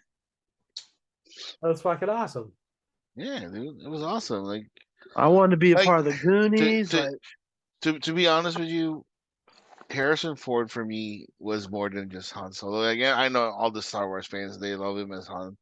For me, he's always Indiana Jones. Like every time I see Harrison Ford, it's always Indiana Jones that I see. I don't like everybody else falls behind. And that's his favorite role to play. That's what he's said. He's noted, But when Disney backs up the money truck no, for a small I, fee for Rise of Skywalker, hey, I understand. yeah, Don't get me wrong. You do what you got to do to make a living. That's cool. yeah. I don't like But- franchises unless you drop the bag. Yeah. And apparently he's gonna play the Red Hulk. Supposedly, and we didn't even get an official announcement from that, which you'd think by now they would have just released it and said, yeah. He's gonna be the Red Hulk because that's where they're gonna go. They're gonna go with World War Hulk, then they're gonna do Secret Wars, then they're gonna do King's Conquest, and Yeah. So, Pinhead, you mentioned the Goonies. I don't know if you guys saw this. The Goonies house is currently for sale along the Pacific coastline in Oregon for $1.65 million. Wait, Ooh. question: do they have the fucking skull, the bone organ underneath? Do they doesn't have say. like all of the other things that you're supposed to have? It No. doesn't say. Does it have the well? I don't know. Yeah, I don't want it. Nope, doesn't say it. This is as The a cheerleader. sloth It was built in 1896. 3-bedroom, 2-bathroom house features panoramic views of the Pacific Northwest coastline, white wood siding, and a wraparound porch. Like I would like lock people out. Do do the truffle shuffle. Yeah. Other than that, it doesn't say any of those things. This is a Oh, house, not a movie set. Whatever.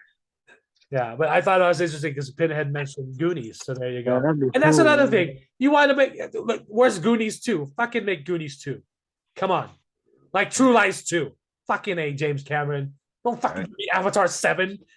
Oh, Man of Avatar Steel 7 when 2. I'm fucking 55 years old. Holy shit, dude. I'm gonna tell my kids, like, when this first movie came out, they'd be like, yeah, grandpa. Let's get you back to your room. Just the fuck up, Grandpa. We're doing a Like, podcast here. We could have gotten the True Lies 3 by now. And yet Jim Cameron here doesn't like superhero movies.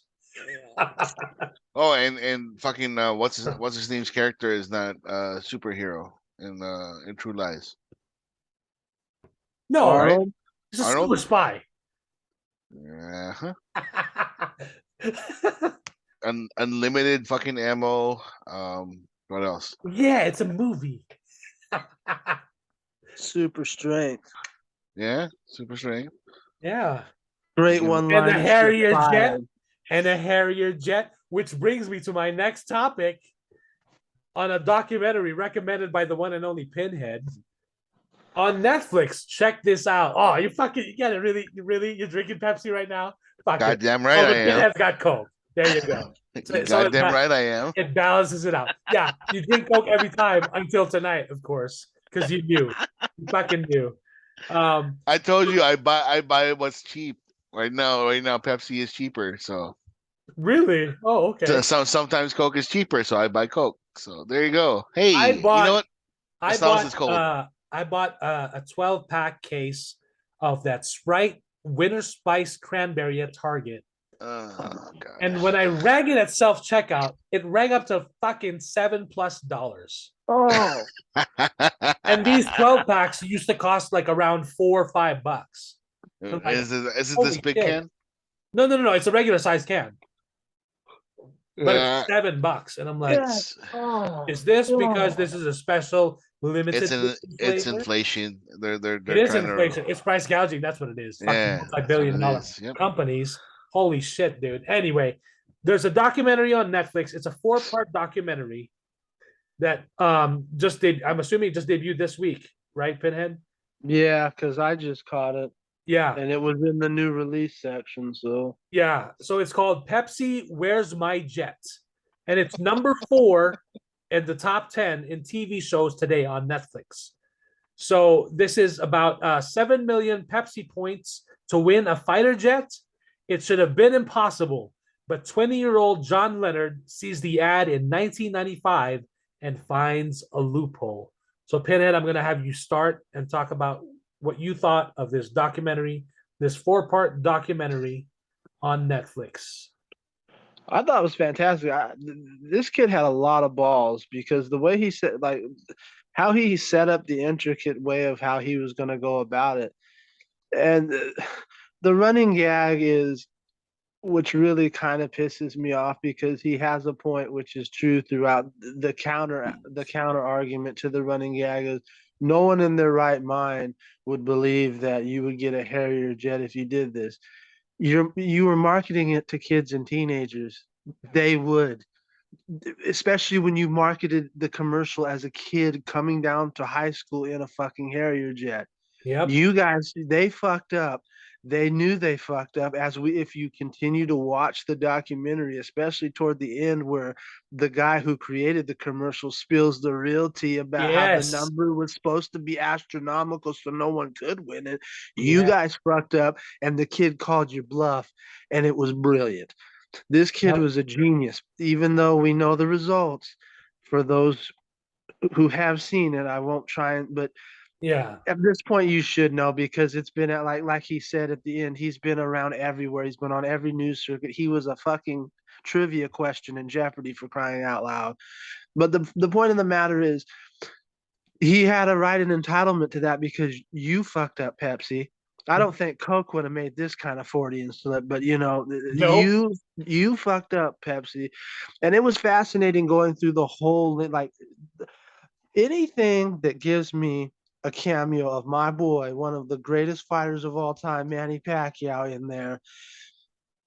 It's a great documentary in my book, but also it also went into the tragedy that happened in the Philippines, which almost made me break down, brought me almost close to tears because that shit was fucked up, especially when you find out, allegedly, let's say wink, wink, that Pepsi set that bombing up to make it look like it was a group of lone nuts To that did gain it. sympathy from, Yeah, to gain yeah, sympathy to and not sweep only it under do the rug. that, but to take away from the lawsuit. These guys are dirty as fuck.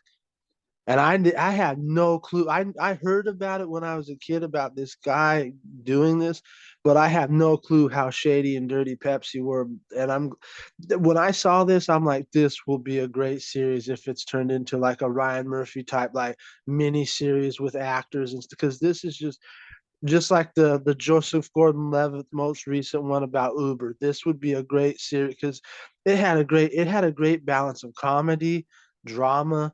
Mhm. I had me on the edge of my seat the whole damn documentary. It was 4 parts and it had me on the edge of my seat. I'm like, what's gonna happen? Like this is a high recommendation in my book of just one of the best documentaries Netflix has done in a long time. It was great, dude. I especially love the guy at the beginning. They were trying to get him to do the taste test. He's like, I don't drink that shit. But no, Both it the was it shit. was a great Yeah. documentary. Yeah, Yeah. both are shit. He's on both are shit. I don't want to drink. Yeah. When you recommended and you mentioned Manny Pacquiao was featured in it, I totally forgot when I was watching it that Manny Pacquiao would show up. But not only that, is that the segment that they did in the Philippines. Yeah, So I actually that was happen to know heart someone. wrenching, man. I happen to know someone that worked for the other competition who was Ooh, alive and who knew and who heard story and who was there when that shit was going down in the Philippines. okay, Like, and I already told that person, like, hey, you got to check out this documentary because that's you good. told us that Good. story. But now that the fact that they actually got people who lived at that time to talk about it, Hmm. like, wow. Um, I really loved the taste test whenever they introduced someone new, and then they were having to try to guess like which is better, and then they'd reveal it themselves. I love the double cup thing because you could tell that they weren't changing it or they weren't messing around with it. It was the actual person that was And not for revealing. nothing, Mike. That Yeah, was the best part of the ending of the series. We know who won that. So exactly, anyway, go ahead. exactly. Go ahead. Go And ahead. every time someone chose Coca Cola, I was fucking like, yeah, yeah. Yeah, so that was awesome. Yeah, the documentary was fascinating. It was very entertaining. It's a traditional David versus Goliath story, which everyone loves. And the fact that this kid, and believe it or not, this story has been under I have not heard about the story until this documentary. So to actually hear about the story and to know that this guy went up a multi-billion-dollar corporation. I mean, they could have settled with him for 750 to $1 million right then and there. But the Yeah. fact that he was like, no, when he did No. the computation, a Harrier jet was worth $32 million. I want the jet. Like, Yeah, you were trying to lowball me. exactly. And the lasting legacy, without spoiling it, the lasting legacy of the fact that that case has also been put into uh, books and even the education for lawyers, for upcoming Yep. lawyers, and that case has been referenced. When these up and coming lawyers go to study and go to want to be a lawyer, that case will come up because people have learned, and it's been not just from Jeopardy, but yeah, it's also a question like they'll learn from that case. And as far as like whether it falls under false advertising and really who has the right, and the fact that yes, Pepsi was marketing the ad. When you look at the ad, it's like it's marketing it to kids, and the fact that yes, and I even remember that for the longest time, and I was still living in the Philippines. Pepsi had the coolest commercials. I already knew they fucking got Michael Jackson, and I was like, fuck, like why? And then of course they And they got burned them. they fucking got when they got Spice Girls. I'm like, what the fuck is Coke doing? And I was a kid back then, and I was like, can I speak to someone at Coke and be like, what the fuck are you guys doing? Why aren't you getting all these hot, why aren't you getting all these Cindy other hot Crawford. Remember Cindy celebrities? Crawford? They got exactly. They show that Cindy Crawford. They have Cindy Crawford in the documentary. They show her ad, and she goes on Instagram on social media every Halloween, and she sees at least 30 people dressed like her in that Pepsi ad when she was 20 for that Super Bowl Pepsi ad. Like I hate to say it, but during that time, Pepsi was like Sega Genesis and Coke was like Nintendo. Like it's like, right, what are you doing? right, and like Coke, yeah, Coke was like it was the Cola Wars, right? Coke Yep. already the original because they were first to the moon essentially. However, Pepsi was killing them in their ads, in their marketing. Mm-hmm. And I was like, yeah, Coke had the polar bear and Santa. Whoop-de-doo, that was cool. I mean, they have Funko Pops now, yay! But like, and I even remember Pepsi. Like, where's my Cindy Crawford? God damn it! Exactly. When they got Britney Spears, I'm like, what the fuck? Where's Coke at? What are you guys doing? What are No, you but guys doing? that was Polar the thing, bear. right? That was Huh? the thing. It was all bells and whistles. It wasn't even anything because Right. Coke had the perfect marketing down in the 80s. When they said, hey, you know what? We're gonna get rid of the original flavor of Coke. We're gonna introduce you to new Coke. New Coke. And Yeah. then new Coke was like came in and then people like, oh, I fucking hate this shit. This is bullshit. Like, whatever. Oh, you guys don't like that? Okay, we listen to our fans. We're gonna bring you back Coca-Cola Classic. Right. And Oh, they and then all of a sudden they were like, oh, and for all the health conscious people, we understand that you guys don't want to have sugar. We're gonna have Diet Coke, but it kind of sort of tastes like new Coke. But it's okay. It's called Diet Coke, so don't fucking worry about that. and it was So interesting because in Stranger Things season 3, New Coke was there, yeah, and then I forgot who was drinking it. I think it may have been Dustin or it may have been someone else.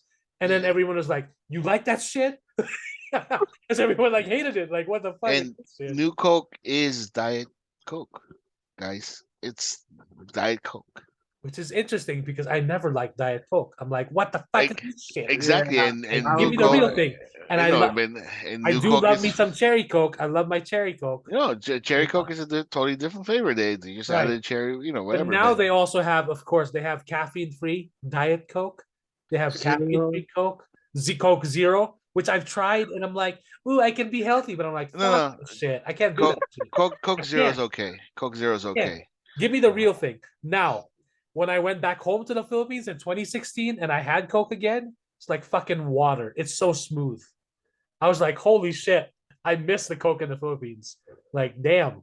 Yeah, because And they actually use real sugar cane. Real sugarcane. Exactly. oh, that's right. That's Exactly. right. It's not even Oh, sugar. It's like sugar cane. It's not sugar Right. cane. Yeah, it's not high the real fructose. So. shit. Yeah. The So real it was shit. I was like, holy shit, can I bring some of this back to the States? And Like, the reason yeah. why I'm such a big Coke booster, because if it wasn't for Coke, I wouldn't have my beloved Sprite, There you go. because they created Sprite. Yeah. So yeah, really fascinating documentary. But I enjoyed it from start to finish. It was really captivating.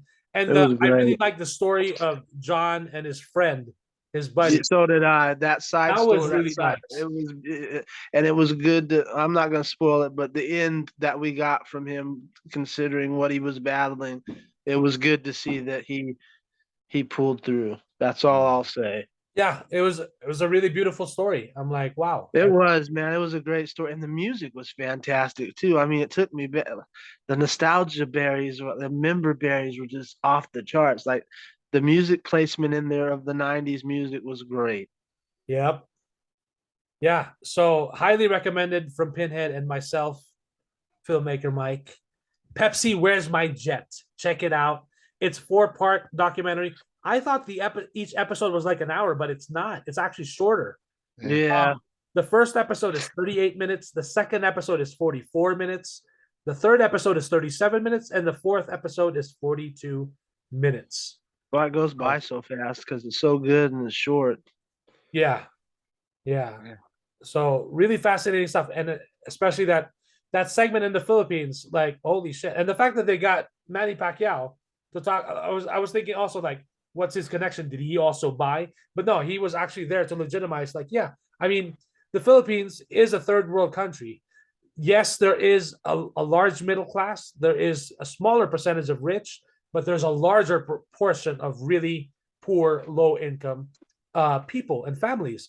And yes, when you throw a contest like that, where everyone can win $1,000,000 in 1992 or 90, yeah, I think it was 92 or like in the 90, no, it may have been, yeah, in the early 90s. It was equivalent back then to $40,000. That was life changing. That was a lot of Yeah. money. Yeah. So, and Can't people fuck were with going to people be like desperate to do anything and everything to try to win. So when Exactly. with that, that it's like the lottery here, except yeah, if you had like a million, if you had like a $1 billion prize, and then you had, I don't know, a million winners, what do you end up going home with? Like holy shit. So yeah, really fascinating stuff. It's one of the better documentaries I've seen in a while. Yeah, me too. So yeah, I think it's got a feel good story as well. So, and at a certain point when I thought it was over, I was like, oh shit, no, it's not over. We're gonna keep going. There's still more to tell. So I was like, yeah, really awesome. So now I'm gonna pass it on to Pinhead. You're gonna Oh, wait, wait, wait, uh, wait, wait. oh, You know go what I ahead. love? You know what I love about this documentary? What? Like for the past 10 minutes, fucking Mike had Pepsi in his mouth, and it was beautiful. Eh, Yeah, not really. I mean, they talked yeah. about Coca-Cola. They get like just hearing Mike talk about Pepsi this and Pepsi that and Pepsi No, this and Pepsi fuck that. Pepsi. Fuck Pepsi. Pinhead, This let me tell you a quick story about Mike. When we were younger, okay, me and one of our mutual friends, Chris, we were at in college, and we were at this meeting, and we went to a party, for this meeting or for this like Filipino club or whatever. We threw, there was like a Christmas party or whatever. So he came in late, and like Chris and I were looking at each other, and Chris was like, "Hey, Kuya, you wanna get Mike tonight?" I was like, "What do you mean?" Well, let's make him drink Pepsi. I'm like, he's not gonna drink Pepsi. He knows what it tastes like. Yeah, it's like I know. But like we're gonna give him Coke, and then we're just gonna tell him it was Pepsi, right? And then we'll just water it down a little bit. We'll put like some ice and all that stuff, so he won't know the taste. So basically, that's what we did. And then we fucking told Mike, "Oh, I'm sorry, Mike. We ran out of Coke, so we just gave you Pepsi. I hope it's okay." Mike went fucking crazy, Pinhead. Like went nuts. He was like, "What? What do you mean?" He was so red. He was like, "You guys are ridiculous. This is, I can't believe this. I can't believe you guys did this to me. Blah blah blah." And then all of us were like, me and Chris were laughing. I was like, "Dude, we're fucking with you. It was Coke. We just put water, like a lot of You ice in guys it." are foul. No, it was funny, but then Mike was like, "I hate you guys. I hate you guys. I didn't I say hate I Pepsi. hate the guys. Like I hate you guys, but I hate Pepsi even more. Fuck that." What the shit? I, but I was just laughing because I was like, "Oh, okay." No, but like Mike's bloodline, his actual blood is actually Coke, because like I don't know how many people in his family works for the Coke factory, but like fucking I think, like they work for Coke, they're loyal to Coke. It's always Coke. Every party that I went to in Mike's house, it was Coke. Like Good. seriously. Pepsi is Fuck not that allowed. Pepsi shit. Fuck Yeah, that Pepsi shit. Coca-Cola products and all that stuff. Like, Sprite was there, like, whatever. They make that And then Sierra Mist garbage too. Fuck Pepsi. and then well, I think the closest thing was no, you guys don't even do the. No, it was all Coke products, like basically in their parties. Yeah. So I was just like, dang, man. It was- None of that Dr. Thunder shit. yeah, I know, right? And I was just like, Dr. Thunder, shit. And I No, was but like there's like that's- Filipino sodas there, like like Sarsi was available for you guys, right? yeah, but I Like never even really drank Sarsi. no, Like but like somebody in your family did, but I I think forgot who it was. But yeah, it's just good fun. Like I always make fun of Mike when it comes to the Coke stuff, but Yeah. like Did you for know where me, Sarsi got its name from? huh? Sarsi, do you know where it Like got where? its name from? Oh, sarsaparilla, right? Yes, I didn't know that. So, I did huh? not know that. Yeah, that's what the old time old west soft drinks were Right. tasted. What it tasted like was Because a few sarsaparilla. weeks ago, there was a food truck in town that wasn't too far from here. So for Yeah, lunch, I went to the food truck and they had like these sliders and they were saying like, "Oh, you can get a bottle of sarsaparilla." So I got a bottle and I tried it, and then the guy was like, "Oh, it's like root beer," and I tried it. It was like it's basically like root beer. It tasted yeah, really good. And it's then nice. I when I googled it, I was like, "That's where Sarsi got their name from sarsaparilla." So I was like, "That's interesting." And Pinhead, that is my all-time favorite soft drink, by the way. What, Sarsi, sarsaparilla? Oh, Sarsi. Yeah, but like for me, it doesn't matter what kind of brand it is, as long as it's cold. That's all, and whatever's cheaper. So this week, Pepsi was cheaper. So we'll ship you some of these. The insane clown posses drink the Fago out there too, because oh, we got and the Detroit or like from the Detroit people or what? no, we got tons of it here in North Carolina. They're obsessed with Fago over Yeah, here. Fago's not bad. Like I like the what would I like the cherry? Was it the cherry or the straw? Yeah, cherry. That You'll one see was good. that more than you'll see Pepsi around here. It's fucking insane. Yeah, it's good. Like I everything is regional. So I went to the Coca-Cola factory in Atlanta. Like I tasted every single fucking thing they had in the fountain. I went So there too. That was awesome in the museum. Mike, there was like some disgusting shit in Yes, that there fountain. is. It's called the Beverly. It's called the Beverly. And Disney World, they had that as well. In Vegas, they also have the Coke It, store there. You it can was buy disgust. It you was can buy a fucking trade. disgusting. You can buy a tour of the world of different sodas from Coke available in different countries. You can buy an 8 glass or like the small glasses. You can buy 8 or you can buy 16.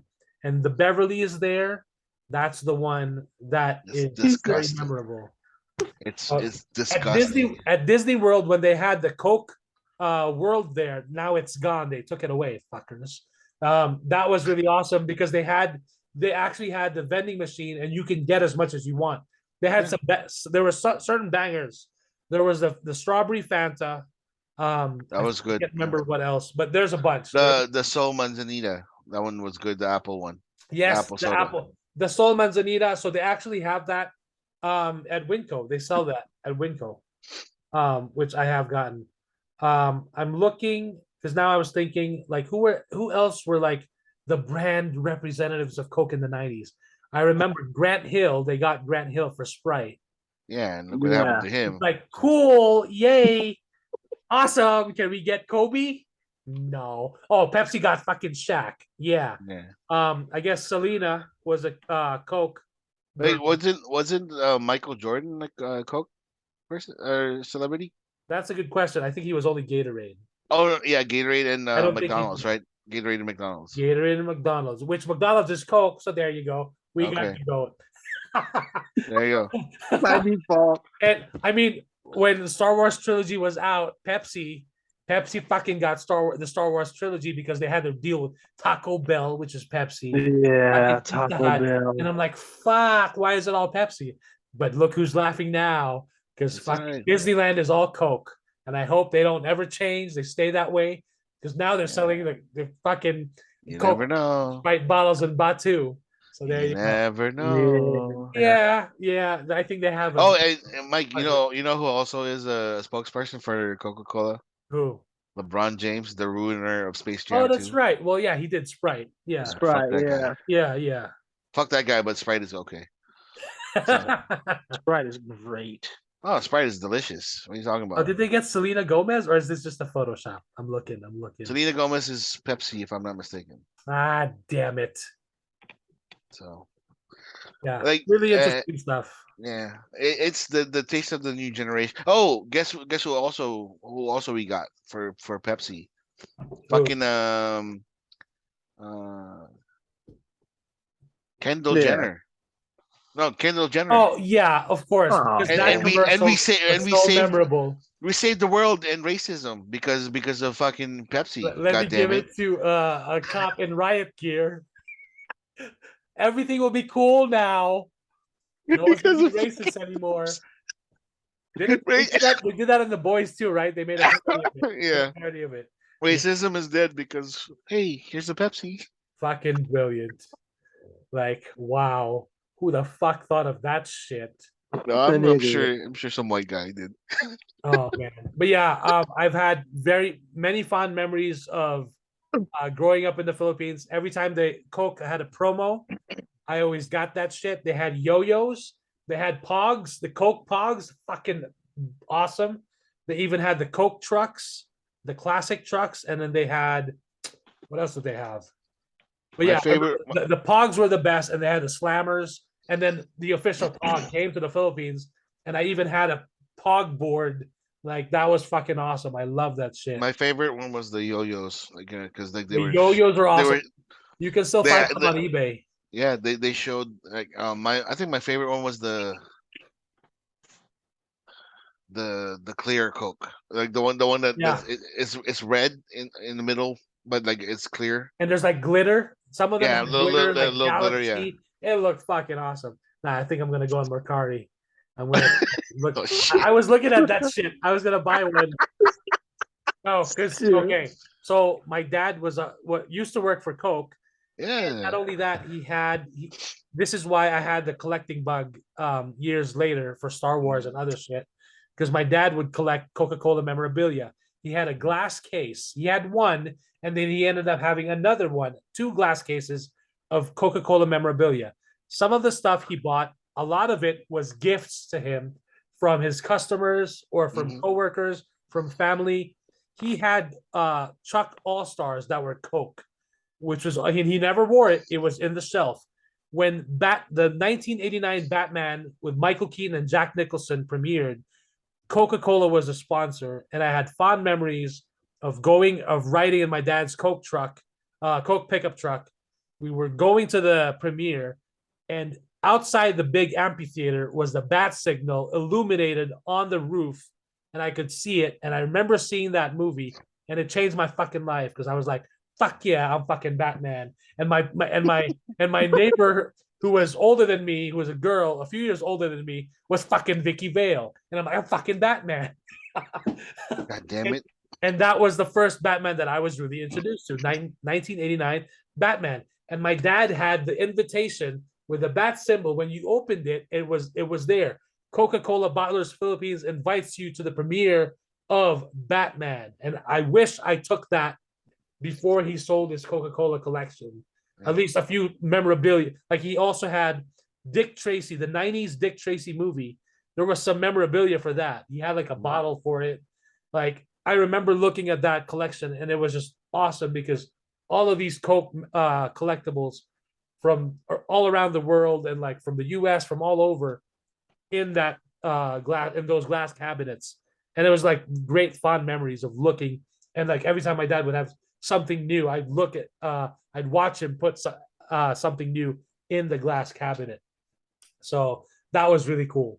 But yeah, the Atlanta Coca-Cola Museum is really fun, really awesome. I got to go to that one. I want one day want to take my dad there someday.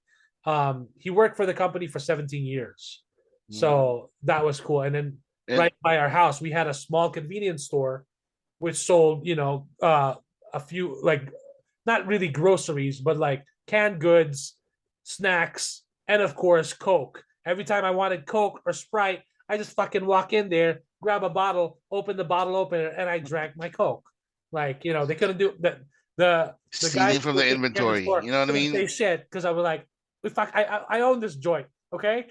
Not really me, but it's my dad. And I'm like, well, listen, put it on the list. Like Michael got Uh, Coke, Michael got some Humpty Dumpty snacks, whatever. Michael got Put it Coke on the list. again. Michael Yeah, got Coke again. Michael got Coke but again. that's the thing. Like we had a never-ending supply of Coke. Every time I would go on a field trip with my classmates, I'd ask my dad, "Can I get a cooler with a cooler full of Coke and Sprite and Royal, which is the orange soda of Coke in the Philippines, and Fanta?" And every time a new flavor would come out, Yeah. and then there was a field trip, all my classmates would be so happy because we had a cooler in the bus for the field trip, and everyone got to enjoy it like for the rest of the day. Or Mike, you know, Mike saved the day. Mike, during your field trips, did you ever go to the Coke factory?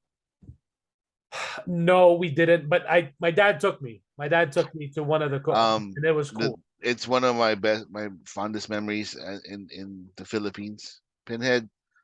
My older brother, found out that I was gonna go on a field trip for my school, right? So he looked at the list, and then he gave me this big fucking almost 1 gallon jug of, or like empty jug, like one of his his little things. And I was like, what is this? And he was like, you'll thank me later. And then I was like looking at the list, and I was like, what the fuck is going on? I'm not gonna carry this shit. This is bullshit. Whatever. He's like, you'll thank me later. So we ended up in we were going through to see the sites and field trips, all this stuff. And then for lunch, we ended up at the Coke factory. Shit. And then we were doing the tour. We were watching them like make the product and all that stuff. And then all of a sudden, the guy that's in charge of the field trip said, "Hey guys, you guys have your bottles, or you have your containers ready, because you guys can have all the Coke you want."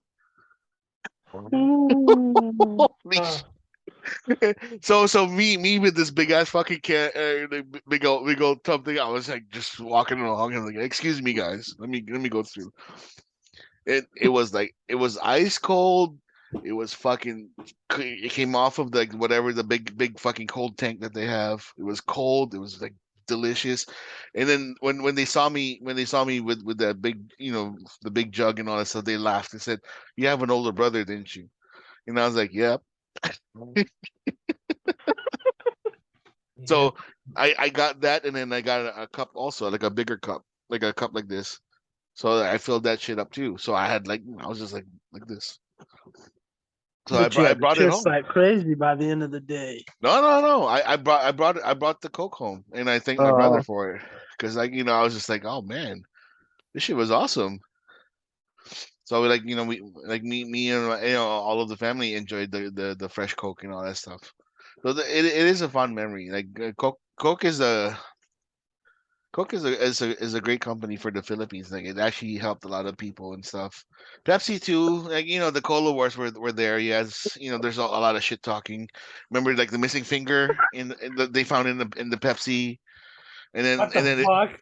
And then they found like in the Pepsi bottle there was like a floating finger or whatever. Oh, and then and then like and then it became like a missing eyeball in the Coke, and some other shit like that. There's a lot of drama going on. I didn't hear about that shit. What shit are you making up this time? No, I'm not making shit up. It's true, dude. Is this another documentary? No, it's true. It's the shit that they found it in a bottle in the Philippines. There was like a fucking finger. It was like a severed finger. Oh shit! So I was just like, "What the fuck is going on in Pepsi?" That's why a lot of people didn't want to drink Pepsi at the time. Oh, the Filipino mafia fucking taking body parts and throwing it in the Pepsi, like I don't know. They were in the Pepsi plant. I mean, they could have dumped it in the Coke, because like Coke would have melted any fucking thing in the world, because that's what Coke is. Yeah, but it's damn good. Yeah.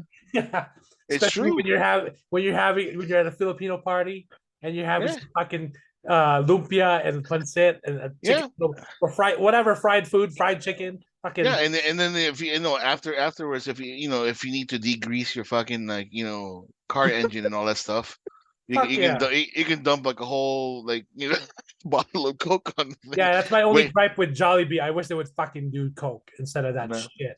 Nah. Sierra Mist. What the fuck? Sorry. Fucking Pepsi. Why? Because it's cheaper. Ah, bullshit. Bullshit. You want quality? Nah. You go with the real thing. Not with go with Sarsi, goddammit. Oh boy. Oh man. Alrighty. So we're gonna move on. Pinhead has a album review. Yes. Take it away, Pinhead. Yes, sir. Well, I won't take too long on this, but we're definitely going to talk about Disturbed. Finally came out with a new album. Wow. their last album was trash. It was absolute trash. I hated it. But this album is back to form, and I had a great time with it. I will say this: I'm already hearing the negativity about this album. I've even heard someone give it a 4 out of 10 because it wasn't deep enough. First of all, this they've never been a band that's supposed to be deep. They're not fucking Tool or Perfect Circle.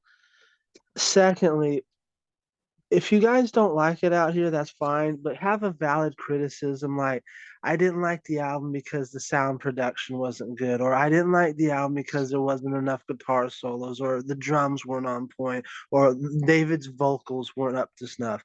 This bullshit that I'm docking the album a 4 out of 10 because it's not deep enough is absolutely, it's gatekeeping once again.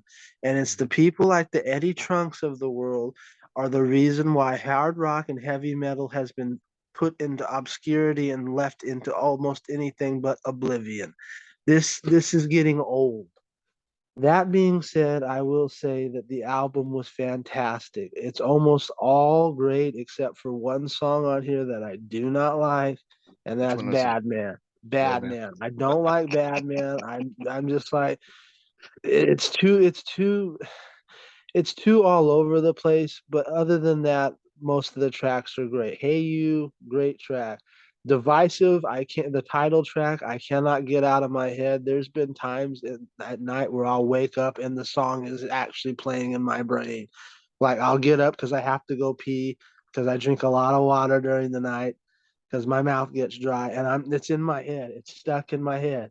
I can't get it out. Mhm. Unstoppable is another good song. Love to Hate is a really great song.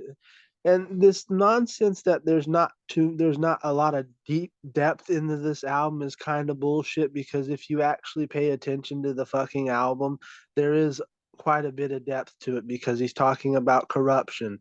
He's talking about toxic fan bases. He's talking about hatred across the world from different races to different people to different Mhm. political parties. He's talking about the corruption of how social media and stuff like TikTok and certain things have corrupted us and made us hate even more. If you actually pay attention to the lyrics, it's far deeper than people are giving it credit for. So a song like Feeding the Fire, great song.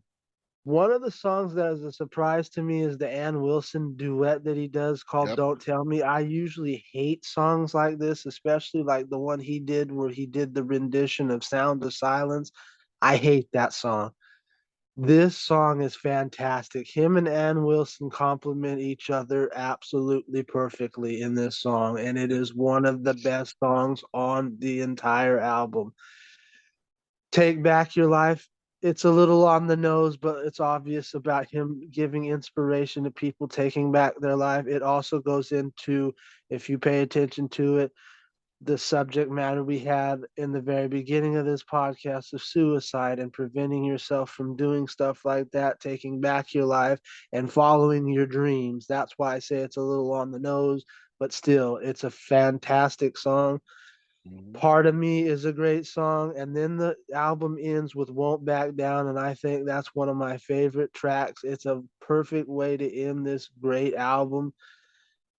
I love Won't Back Down. I think it's, besides this Divisive and the Ann Wilson Don't Tell Me track, those are my three favorites on the album. The whole album's really good, except, like I said, Bad Man, which it's kind of goofy.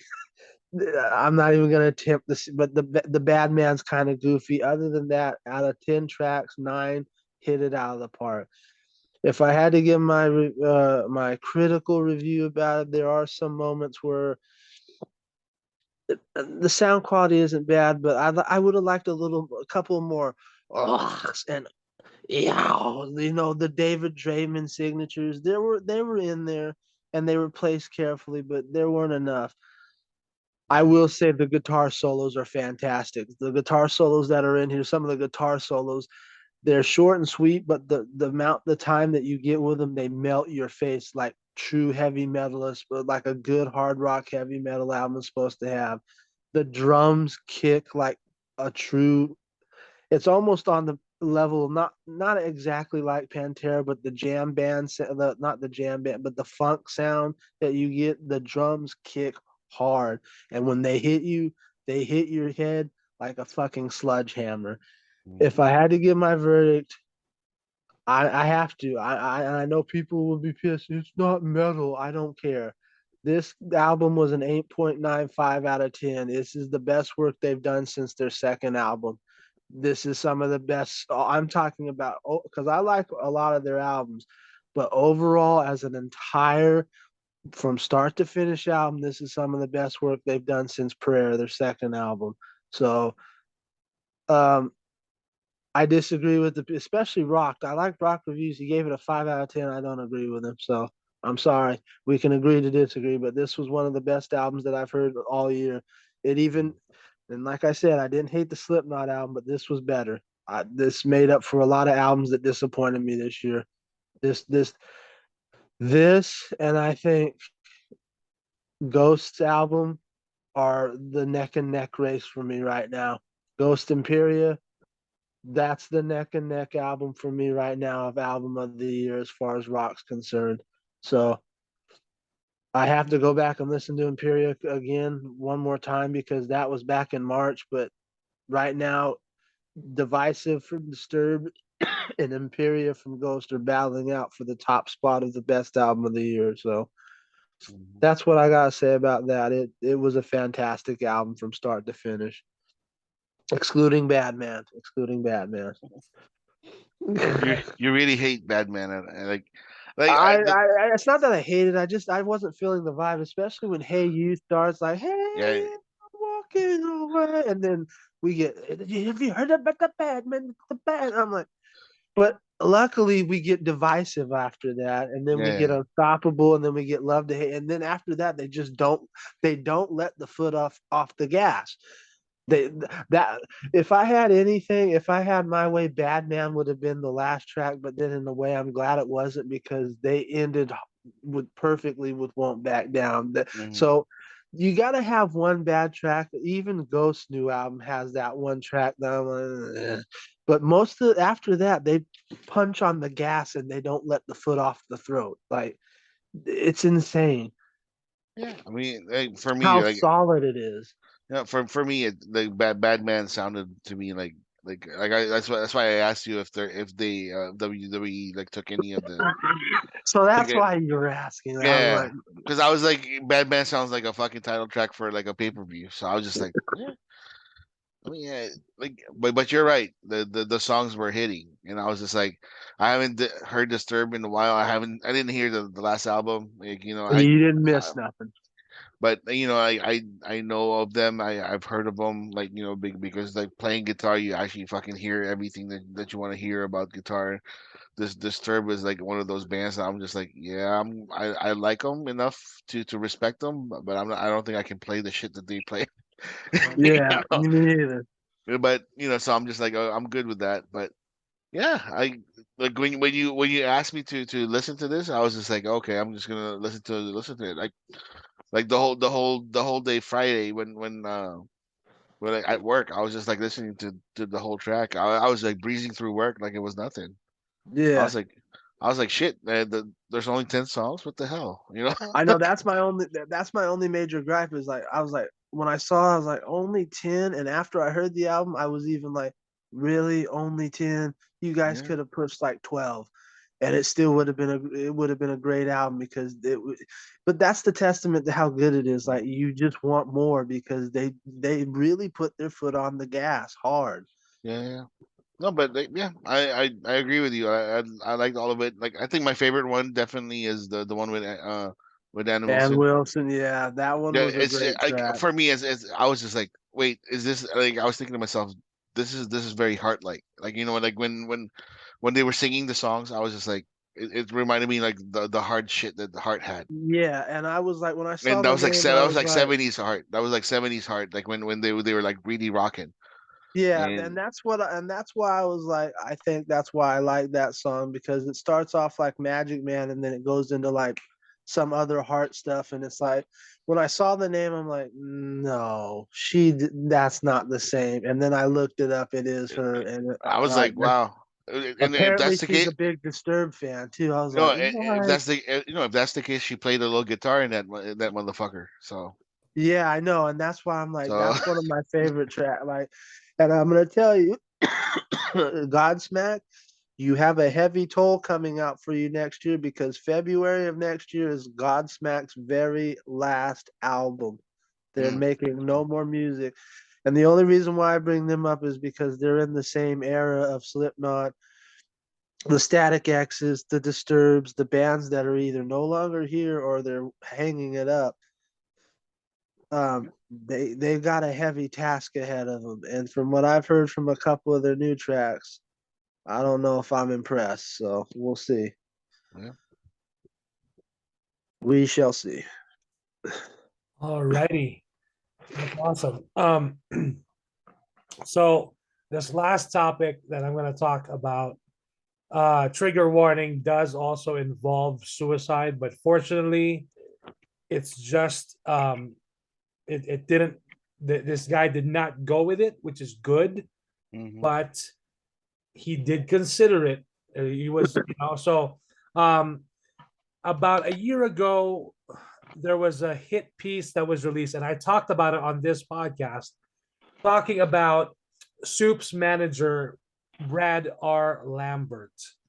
The hit piece that was released was very one-sided, and I myself fell for it because it made you, the reader, essentially think that this older guy took advantage of these younger, up-and-coming influencers. And that's how it was. So I do owe this guy an indirect apology because I don't personally know him. But, I did not, I just took it at face value. But now, so about a year later, so this was published November 14th, so about a week ago now. He basically, the title is, "It's been a year since this nightmare began, and it nearly pushed me to suicide." This is Brad R. Lambert, the former manager of Supes himself, Matt Ramos, and says, it goes, imagine this scenario. One morning, you wake up to find that your character, credibility, reputation, and career have been destroyed by half-truths, twisted facts, and stories fabricated by a group of influencers that you once considered friends. Overnight, you became a pariah, and everyone you considered a friend fled in the name of self-preservation or out of fear of speaking against these influencers and their platforms. To add insult to injury, some even hopped on the hype train for their 5 seconds of fame. This nightmare nearly drove me to suicide, and if it weren't for my incredible support system, I don't think I'd be here today. So in February, the Rap's film reporter, Humberto Gonzalez, published an investigative piece highlighting 5 influencers: Matt Ramos, aka Supes, Taya Miller, but then she was an anonymous contributor. But I already had a feeling that was her because I've been following them also on Instagram, and I've seen Brad Lambert working not only with Supes but with Taya Miller. So I had a feeling she was going to be one of the contributors anonymously. And then a day or a few days after that hit piece dropped, she opened a Twitter account and shared that, yes, that was me, which was really weird when you think about it, because she was anonymous in the article, but then she comes out on Twitter and says, oh, yes, that anonymous person was me. We're like, that doesn't make sense, right? Anyway, so Taya Miller, Charmian Lee, who I'm not familiar with, Cody Abdo, aka Boss Logic, who I am familiar with, and I'm sure many of people who listen or who watch or follow this podcast have seen one or at least 2 or maybe a few of his artwork. You Google Boss Logic, and he's made these incredible Photoshop works of art for Marvel movies, for DC movies, for anything. It's been shared thousands of times. You just Google Boss Logic, and you'll see at least one thing that you've seen online, you'll recognize. So anyway, one of them was Boss Logic, and Julian Green, aka Straw Hat Goofy. Straw Hat Goofy, I'm familiar with. He was a cool guy on TikTok. He was basically doing TikTok videos out of his kitchen, making and now he's grown so much. He's has like 3 million followers, whatever. He's been able to host movie premieres. He hosted a screening for Wakanda Forever, which was cool. He invited a bunch of people. That was nice. But now I'm not so sure after this, after stuff that happened recently. So it says here, who are supposedly upset about their work experience with me. None of this was disclosed to me by them. I worked with only 3 of these 5 and had a management agreement with just one, who I haven't even spoken to in years. The expose desperately tried to paint me as a shady manager who used young influencers for fame and fortune. I am neither famous nor rich, detailing many vague recollections of situations with no evidence, all the while conveniently ignoring a Google Drive folder that I sent to Gonzalez, the writer, back in January, a month before the article went live, featuring screenshots of texts, emails, invoices, bank transactions, and DMs, along with detailed and lengthy summaries that completely negated their stories. So basically, he had all the receipts in a Google Drive, sent it to the writer, but it was ignored. So I'm still baffled at how the Wrap allowed this to be released and then touted as an investigative piece when the party in question provided immense evidence that was either purposefully taken out of context or completely ignored. Accusations that were initially brought up and proven to be lies were left out of the article completely. That is not investigative journalism. That is selective storytelling.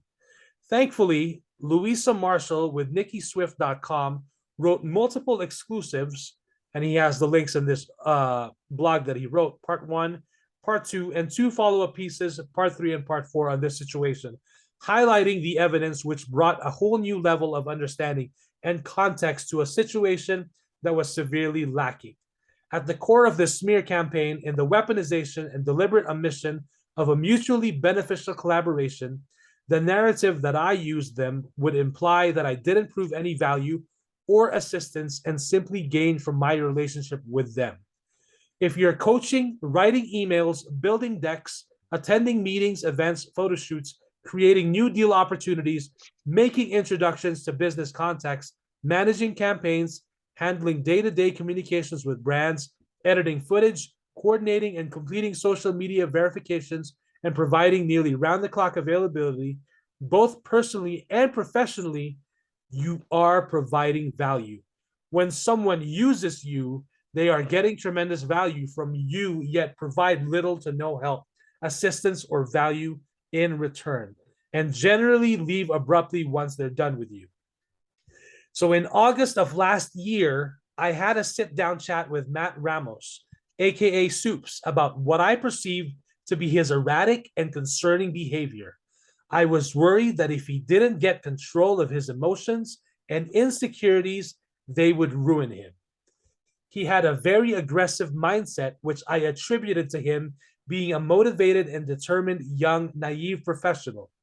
I began to see an alarming pattern of him viciously speaking about his competition, people who he publicly treated like friends, and yet privately would say things to me like, quote, she's done, or quote, I'm going to take everything that they've worked for, end quote.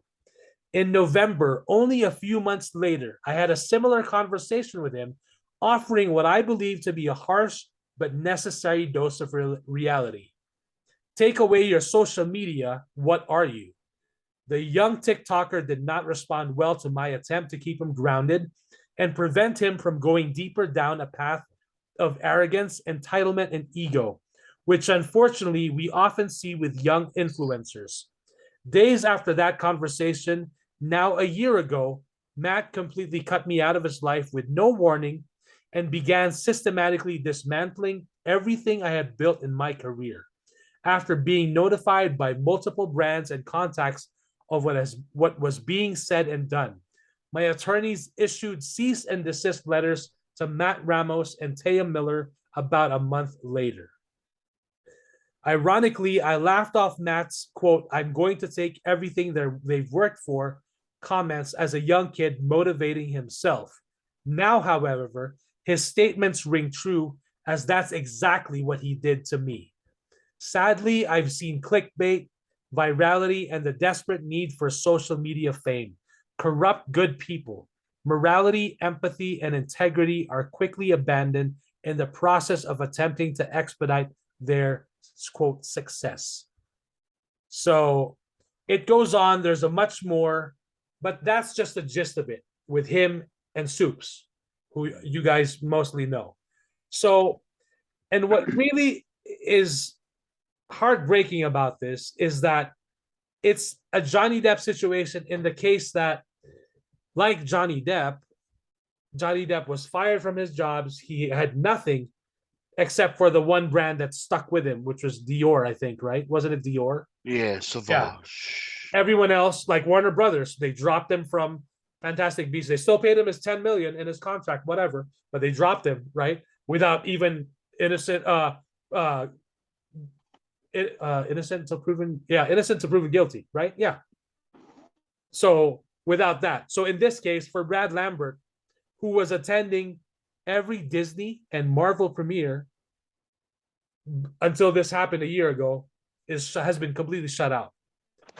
This guy was actually brought in by Jimmy Rich. Jimmy Rich, for those that may not know, was the former personal assistant and good friend of Robert Downey Jr.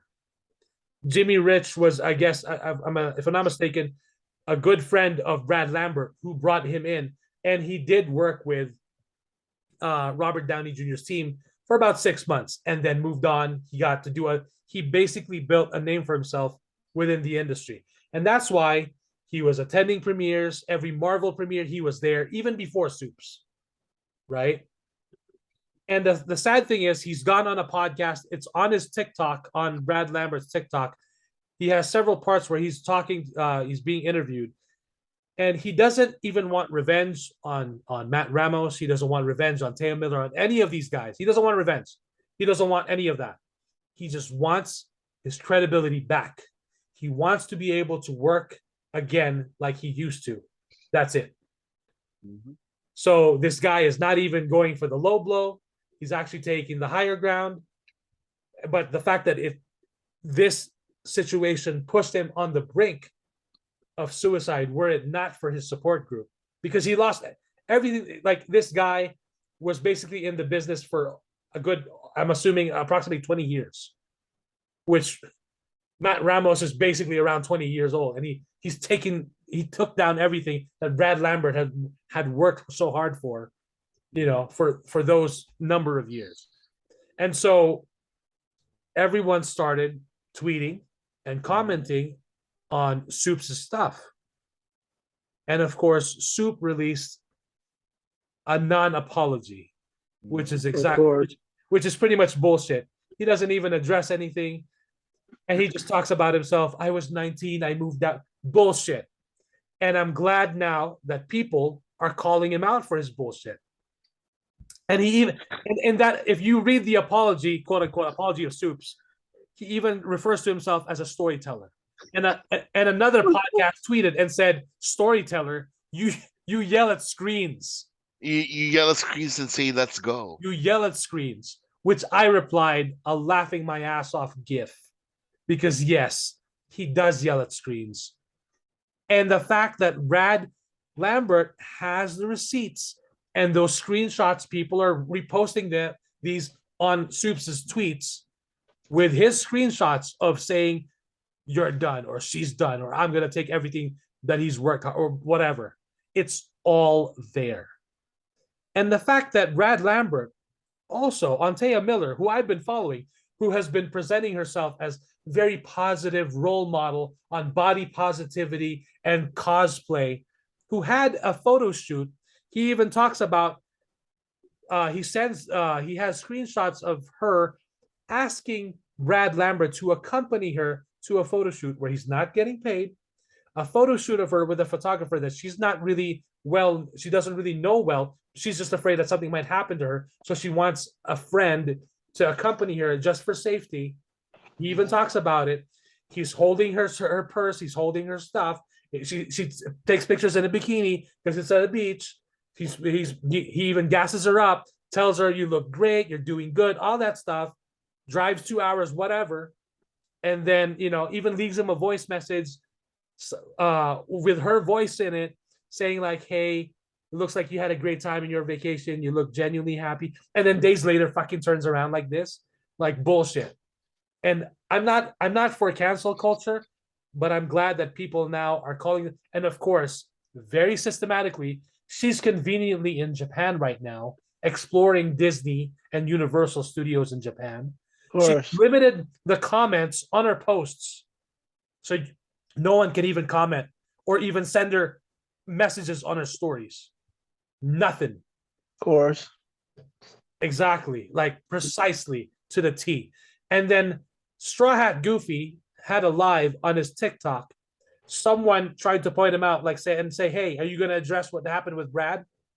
And Straw Hat Goofy blocked out the guy from the TikTok live Like a coward does. because of that statement. What I do admire Boss Logic, and I already had a feeling Boss Logic is a class act. Boss Logic actually released a statement, and not just that, he actually reached out to Brad Lambert and checked up on him, as any good friend, whether you were good friends or you were good friends before, as any real friend would have done. So Boss Logic had a statement here. I'm just scrolling through it. So he says here, "I read Brad's latest article and I had to reach out, even though I was advised not to, most likely from his lawyers, right? Yep. I did not care, and I wasn't going to be on the sideline watching while someone was hurting." That's the first paragraph. So I did just that. We had a good conversation about the past and moving forward. Mistakes were made in handling this and could have been quickly done with a talk. We both got hurt. Quote, "They told me time will fix you. Be patient. I came to terms with this when I was a patient." End quote. "Life is way too short to hold on to this and let it eat me up. And it's only when it clicked to me someone feels the same way I do. Why would I wish it on anyone else if I have the option to mend it? So I did just that. We may never be able to fix this bridge, and that's okay. But I'm not going to stop you from building new ones, especially learning from the past. Everyone at a capacity deserves a second chance, especially in this industry that will chew you up and spit you out in a blink. I wish you the best, Brad, in life and your career." That's how you not just release a statement, but how you actually proceed with a situation like this. He It actually sounds it kind of got it. sounds like a fucking apology to me in a sense. Exactly. And the fact A that real he one. talked it out, A real one. a real genuine one, and a real genuine guy. And now, I mean, I've never been really a fan of Soups. I've been curious to observe him and see what is it about this guy that's made him that's got him so much followers, aside from the screaming and the hype machine, which, like, okay, anyone can do that, but like, is that it? So That's it. and of course, people have been tweeting at him and saying, "You're done. You're done. You're not going to the premieres anymore." But of course, he proceeds as normal. He was at the premiere for the Guardians of the Galaxy holiday special edition premiere, whatever that's coming up. He's tweeting shit. He tweeted a picture of Henry Cavill's Superman, and everyone replied and said, "Superman would not be happy with what you've done." Mhm. And they even said, "Take that down. If you were a fan of Superman, if you really liked Superman, you would have be acting more like Superman." All that shit. Well, he does have the Death of Superman, collection, and in his collection. So But yeah, what pisses me off now to no end is that there are other, and I'm not talking about myself, I'm not talking about anyone I personally know, but there are other more genuine, hardworking, fans and TikTok creators out there, maybe not just TikTok, but Instagrammers as well, YouTubers who are working so hard, who are trying to get recognized, who don't treat people like shit and don't talk and basically aren't plastic or aren't two-faced. So that's what pisses me off. And these guys are getting all this opportunity. They're getting the brand deals now after what they did to their supposed friend. Like, fuck this shit. I am done with this shit. And I it just pisses me off because I'm like, how are these people getting away with this shit when there's other people more deserving out there who actually will treat people well? I'm like, I'm hoping that something's gonna happen. Something's got to give here, because the other fans that have tweeted, that have replied, are not letting up. Like, this is bullshit. Good. This cannot keep going. I mean, put someone else who has a better, or at least fucking actually acknowledge you made a mistake and fix this shit. Yeah. You know, I believe in second chances too, but at least admit the shit. And none of this, I was 19, I was alone, bullshit. That's not an excuse to treat anyone in any other way other than, you know, how you would treat any other person that you really care for and that you love and that you call bro. Yeah. Fucking Brad Lambert even said in that interview on his TikTok that he drove Matt Ramos to the DMV when Matt Ramos didn't have a car. And he even said nobody goes to the DMV other than them for themselves, unless you really have to drive someone else. You know what I mean? They're like, and the fact that Supes moved in, if I'm not mistaken, in the same apartment complex that Brad did. And that's why when WandaVision premiered, I think they started for WandaVision, or it may have been Falcon and the Winter Soldier. Every time an episode dropped, they were doing a live stream, a pre-show. An hour before the show dropped on Disney Plus, they were already live. They were live streaming, and then the show dropped. They were doing a live reaction. Both of them, they were hyping each other up. And the fact that, you know, this was his brother, and like, how the fuck do you do that? So I just wanted to point that out.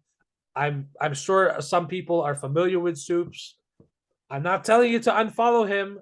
I'm just saying, hey, and of course, there's the dick riders, a lot of dick riders. Like, now you guys are bullying him? You guys are doing the same thing?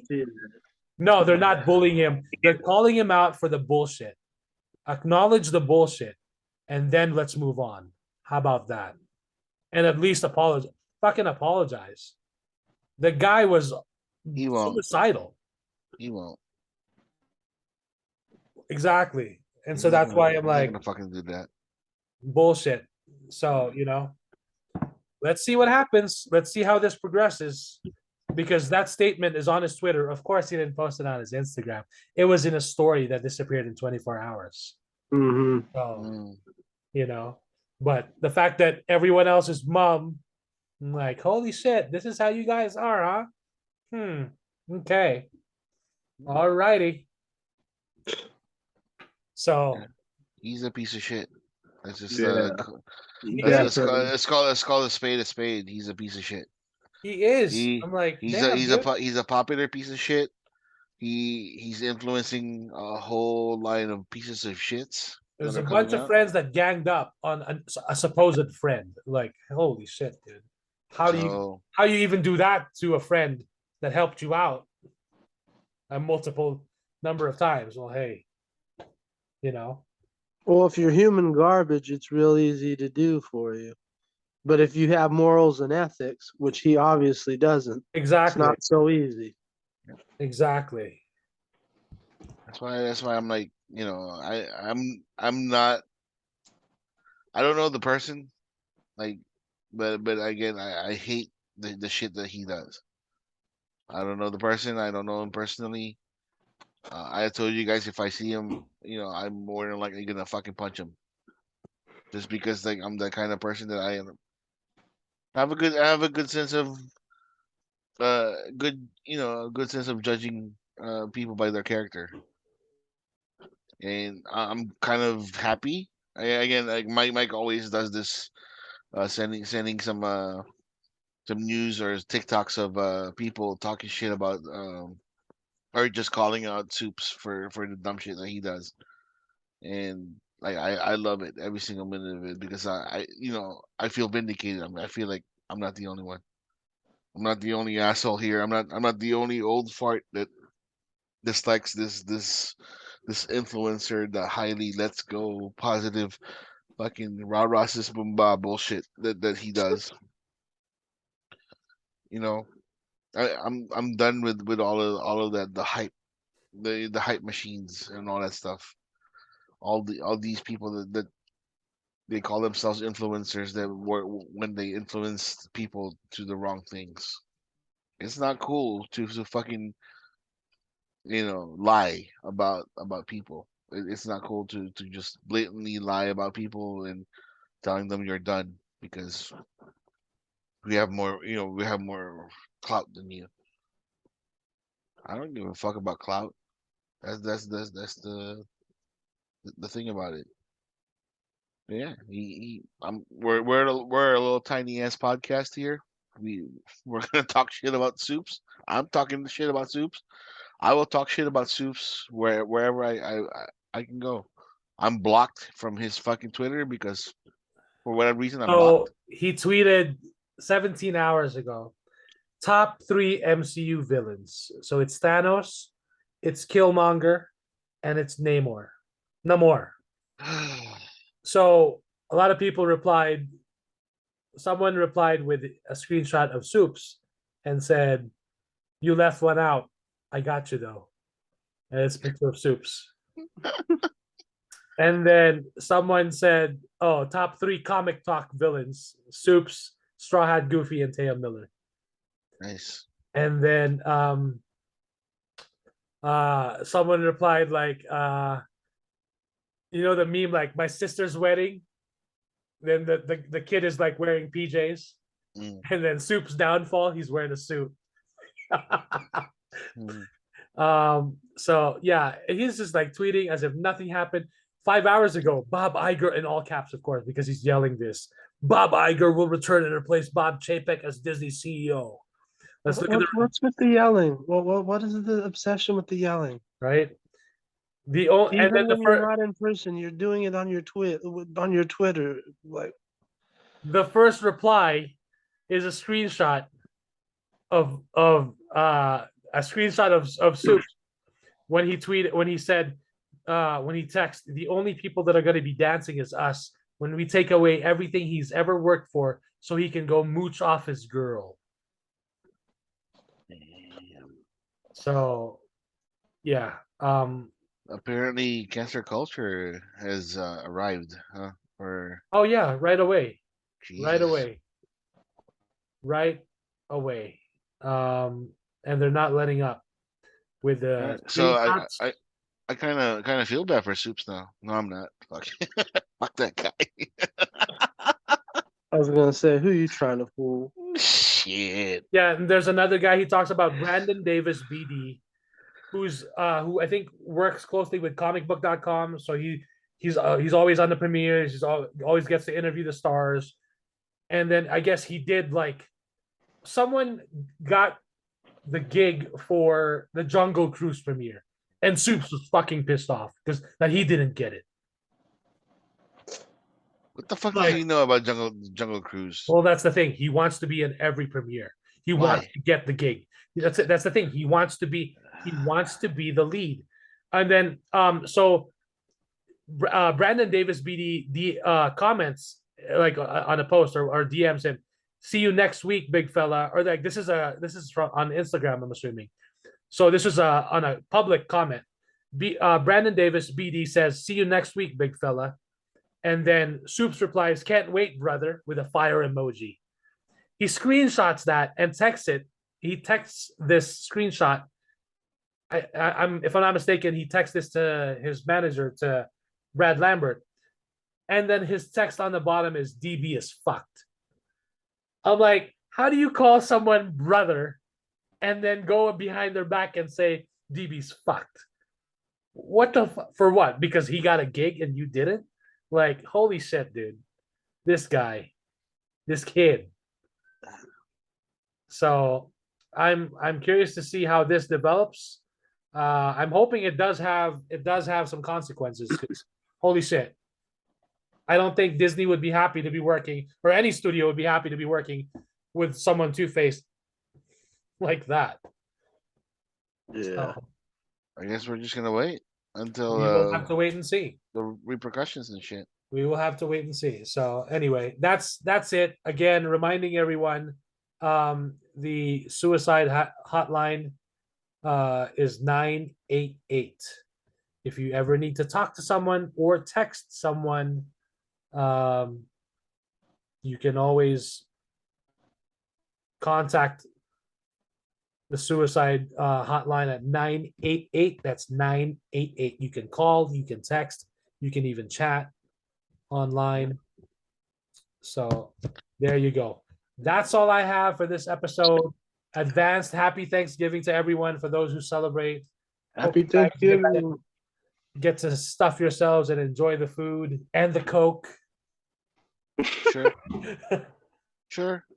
By the way, Black Friday deals have already started, which is nice, especially online. I did pick up the Batman on 4K, the combo set, for under $10. And everything, everywhere, all at once on Blu-ray, I picked up for about $9 on Amazon. So Hell yeah. lots of gonna movies be- on sale, lots of good stuff on sale. You guys have fun on your days off, cause I'm working. Are you working Thanksgiving? Yeah. Oh, well, It's okay. Holiday pay and double pay. there so, you go. It's not like you're going to be traveling so far for work. Yeah, just a I couple mean, of that feet from commute my won't kill you. from my bedroom there. So, Yeah, it's not like you're gonna deal with traffic. So there you go. That's there. no, There's but just good. Thursday and then Friday after work, and then we have mandatory extra time on Saturday too. So Well, hey, make the cha-ching before Christmas. We eh, are so 5 weeks away from Christmas, believe it or not. it's So all gonna go to bills. So there you go. it fucking sucks. The Bill L's But are gonna be happy because hey, but you know what? I'm thankful for my job. I'm thankful for this podcast. I'm thankful for my friends. I'm thankful for Soups for being an asshole. So just I'm thankful for a lot of things. I'm trying to be positive because the universe loves positivity. So I'm trying to be positive in this manner. So I'm hoping that everybody enjoys Thanksgiving with their loved ones. Please don't talk about politics or Soups or DC versus MCU or Coke versus Pepsi or anything divisive that would cause some issues in during Thanksgiving. Just enjoy each other. If you don't like the person across from you, you don't have to talk to them. You can just ask, "Hey, pass the potatoes." You know what I mean? So Yeah, just if you want to be divisive at Thanksgiving, make sure you listen to the new album by Disturbed Divisive. And that's about all. There there you you go. go. That's the only thing good divisive that like we want to hear is like have that. Exactly. But Hey, James Gunn said you don't lose anything if you love both Marvel and DC. So enough with this shit. Enough with this shit. Yeah. Oh, well, and by the way, quick update. They said that we should be finding out their plan for the next 8 to 10 years within the next 2 months for DC.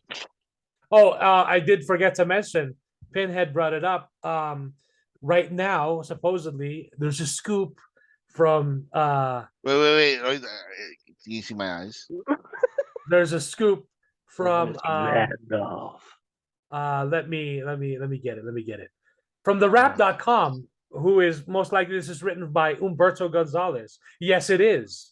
So Jesus. Humberto Gonzalez, and that's why I thought okay, what the fuck is going on with Umberto? I thought he was like such a fucking positive that's force what of I thought nature. too, right? That's Now what he's turning into an asshole. Well, yeah. What's going on, Umberto? So real quick before we end, one more. The rap.com, Henry Cavill's Superman encounters setbacks to possible DC return. Exclusive. The actor most recently Exclusive. appeared as the Man of Steel in a post-credit scene from Black Adam.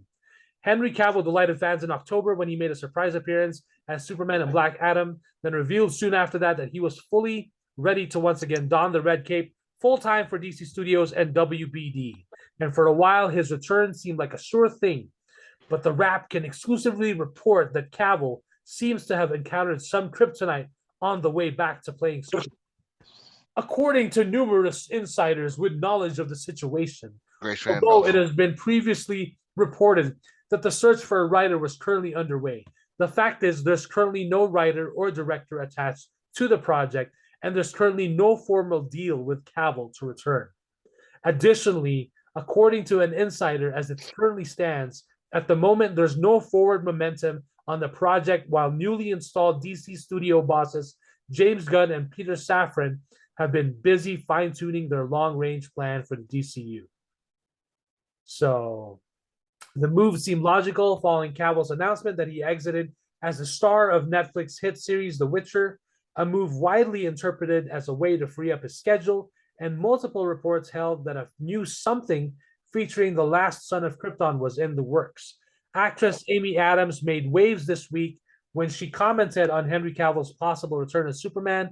Isn't it exciting? Adams told Variety on Wednesday at the premiere of Disenchanted. Adams, who played Lois Lane in 2013's Man of Steel, added, I'm thrilled for Cavill. He's such a wonderful Superman, so I'm very excited for him.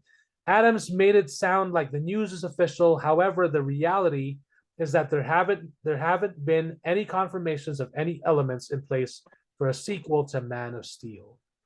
So it goes on, blah, blah, blah. And of course, Grace Randolph, our old pal Grace, had to tweet. She had to tweet because she was right. She was right. And she quoted, but Grace, it's a done deal. And then she tweeted a meme or something out of the Bible. Most people rejected her message. And she put her picture in place of Jesus. And her picture, like with her hands out like Jesus Christ, saying like, and the Pharisees, they hated Grace because she told them the truth. And then it seems like it's the Pharisees. The Pharisees are yelling like, shut up. And then Grace is right there as like the Jesus. So now, if Tom Cruise is the savior of the industry, Grace Randolph is the Messiah. So everyone should listen to her. That's what she's. And like DC fans will be like the fucking Romans and crucifying fucking Grace Randolph when this thing is over. So let's just like be clear about that. Of course, they wouldn't know what the fuck is gonna go on. Like everybody assumes that there's already a fucking we have a script already. Let's go. No, that was a pipe dream for all the fans. Like right. You know, they're gonna talk about which direction they're gonna fucking go with. That's why in 2 months we're gonna find out in 2 months, right? Yes. In January, we're gonna find out. Yeah. I hope it's a DC fandom and everybody's gonna be like, oh hi, welcome to DC fandom. Here you go. That would be cool. And then all of a sudden, fucking like, oh hey, Man of Steel 2. Just to think 2-3 starring or like directed by Zack Snyder over here, and then all of a sudden like the other shit, yeah, fucking just wait, be patient. You don't fucking assume that like things are gonna happen already. Fucking. I forgot to mention Amy Adams was also asked at the premiere of Disenchanted, like, would you like to come back as Lois Lane? And she said, I have not gotten a call yet. I'd love to come back, but if they get someone else, I'll be happy for them. Lois Lane has been played by great actresses, and I hope to God if they do recast, they get Jessica Chastain. So when Grace Randolph, wait, he will have no fucking choice to watch a Superman movie with Jessica Chastain. Wait. Chef's kiss, yeah. Oh, right. She's good too. She's a fantastic actor. Why not? Man. And she's also a redhead, which I thought was genius of Zack Snyder casting Amy Adams because Lois Lane was a redhead there. I mean, there's been interpretations of Lois Lane as a redhead in the comics too, but that was cool. So, and I just want to see Grace get pissed. Exactly. Yeah. And she's going to have to watch a whole fucking movie. Can you imagine? I hope it's a 3-hour epic by Zack Snyder. Fucking let's go. Fuck yes, let's go. Bring it. Do something. But fucking wait. And need I remind everyone that in Man of Steel, everyone always complained like, how can Lois Lane be so dumb? How can she not know Clark Kent is Superman? Well, guess what they did with Lois Lane and Man of Steel? They actually made her smart, and they actually had her find out the identity of Pulitzer Prize of winning Kal-El. investigative reporter. Exactly. Let's just start It there. wasn't just Pulitzer some Prize. damsel in distress. She actually knew her Oh. shit. She did shit. She fucking helped save Superman with Jor-El. So Oh, the dishwasher fucking like crashed the truck. How the fuck did whatever? Oh, now he's anywhere. Oh, he saved the fucking oil rig. Oh, okay. yeah, Greenhorn. So after this podcast, I'm gonna watch the masterpiece that is Man of Steel again and enjoying that masterpiece that was given to us by the great Lord himself and Savior Zack Snyder. There you go. So I bet that'll get everyone, especially the Snyder haters, riled up. Man. So I'm thankful for you guys. I'm thankful for this I podcast. am. I'm thankful for everyone. I am as well. So I'm thankful for everybody. I'm thankful for K-pop. I'm thankful for RRR, the best fucking movie I've ever seen. It This was year. good. It was good. Oh wow, What there you was go. it? Pinhead, wasn't it over the top? It was way over the top. It was good to I see thought the I Punisher. exact it how was how good. exactly I explained it was basically that's the gist, right? Pretty much. It was good to see the Punisher in there as one of the cheesiest British white villains of all time. Like it was great. It was actually pretty damn good. Oh, and fun fact: the wife is the blonde in uh Indiana Jones Raiders of the not Raiders of the Lost Ark, the Holy Grail. She just had Oh, the a Last lot of Crusade. The yeah, Last the Last Crusade. Crusade. Yes, yeah. Okay. Yeah, I was wondering where I seen Yeah, that.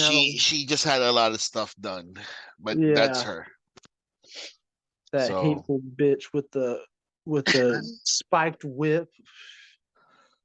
yeah, Yeah, it was a good movie. It was good. and like it didn't throw you off like with all the songs, right? It was No, just spot because on. I'm used to that kind of shit from them, so Yeah. it doesn't bother me at all. I mean, the only thing that bothered me was a little long. I mean, Oh yeah. 3 hours. I'm like, but it made up for it with all the action, and actually I kind of like the especially the dance off they had. That was That's that the was that ridiculous. yeah that's basically the highlight of the movie. They said it was like Yeah. the dance off.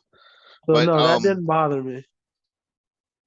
so if you liked RRR, his very first movie Bahubali is on Netflix. Bahubali 1 and 2. So if you're I interested, might I might it check them out now. I'll say this, there's a higher chance of me checking them out after RRR now that I've seen that, so than there was before. yeah, but So like Bahubali is basically kind of like fictional legend.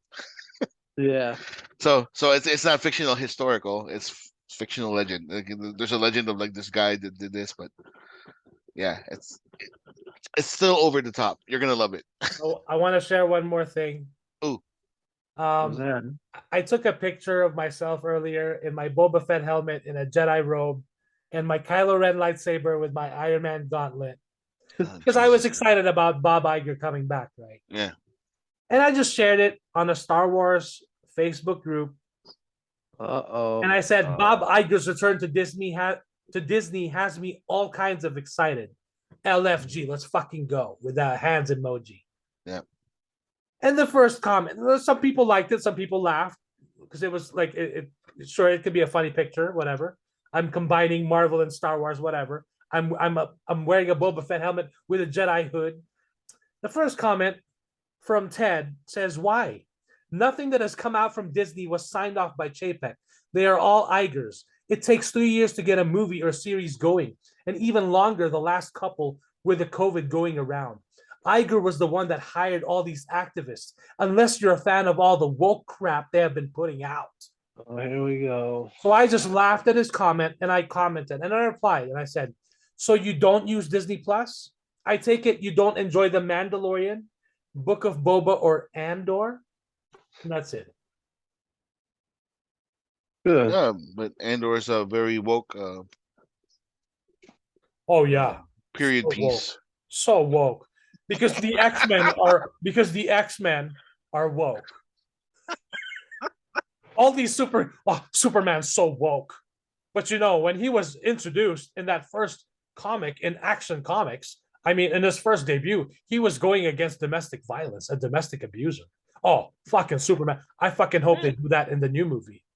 I want to Superman and go against domestic violence. And remember when the villains shoot him with the gun, he's like this the whole entire time. Yeah. With the bullets. And then when they run out of bullets, they fucking throw the gun at him and he ducks. Yeah. What the fuck is that all about? Well, I mean, he didn't even fly in the first issues. He was jumping around. He was leaping tall buildings in a single bound. Yeah. So, but these characters, oh God, they're so bunch of idiots. They are fucking idiots. I swear. I love it when they throw that word around because they have no idea what it absolutely means. Not at this point. People that talk shit about like woke, they're just like, just go back to sleep. All because I shared that I was excited for the return of the former CEO, which in my opinion was doing great. Better.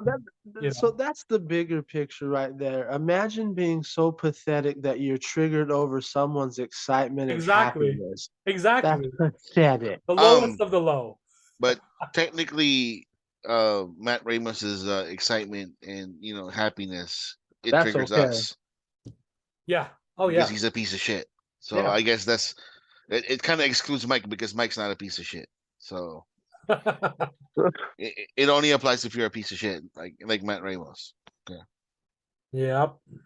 Well, alrighty. That's the episode. Thank you guys. If you guys got this far, if you've been listening or watching, we appreciate you. We're thankful for you. Stay safe out there. Take it easy. Happy Thanksgiving. Happy Thanksgiving. If you celebrate it. Yep. If you don't celebrate it, just have a meal with friends and family. God damn it, and be thankful. Have a meal with yourself and enjoy the peace. If you're woke, happy thank you, Native Americans for saving the damn white people from starvation. Okay. Alrighty. See you.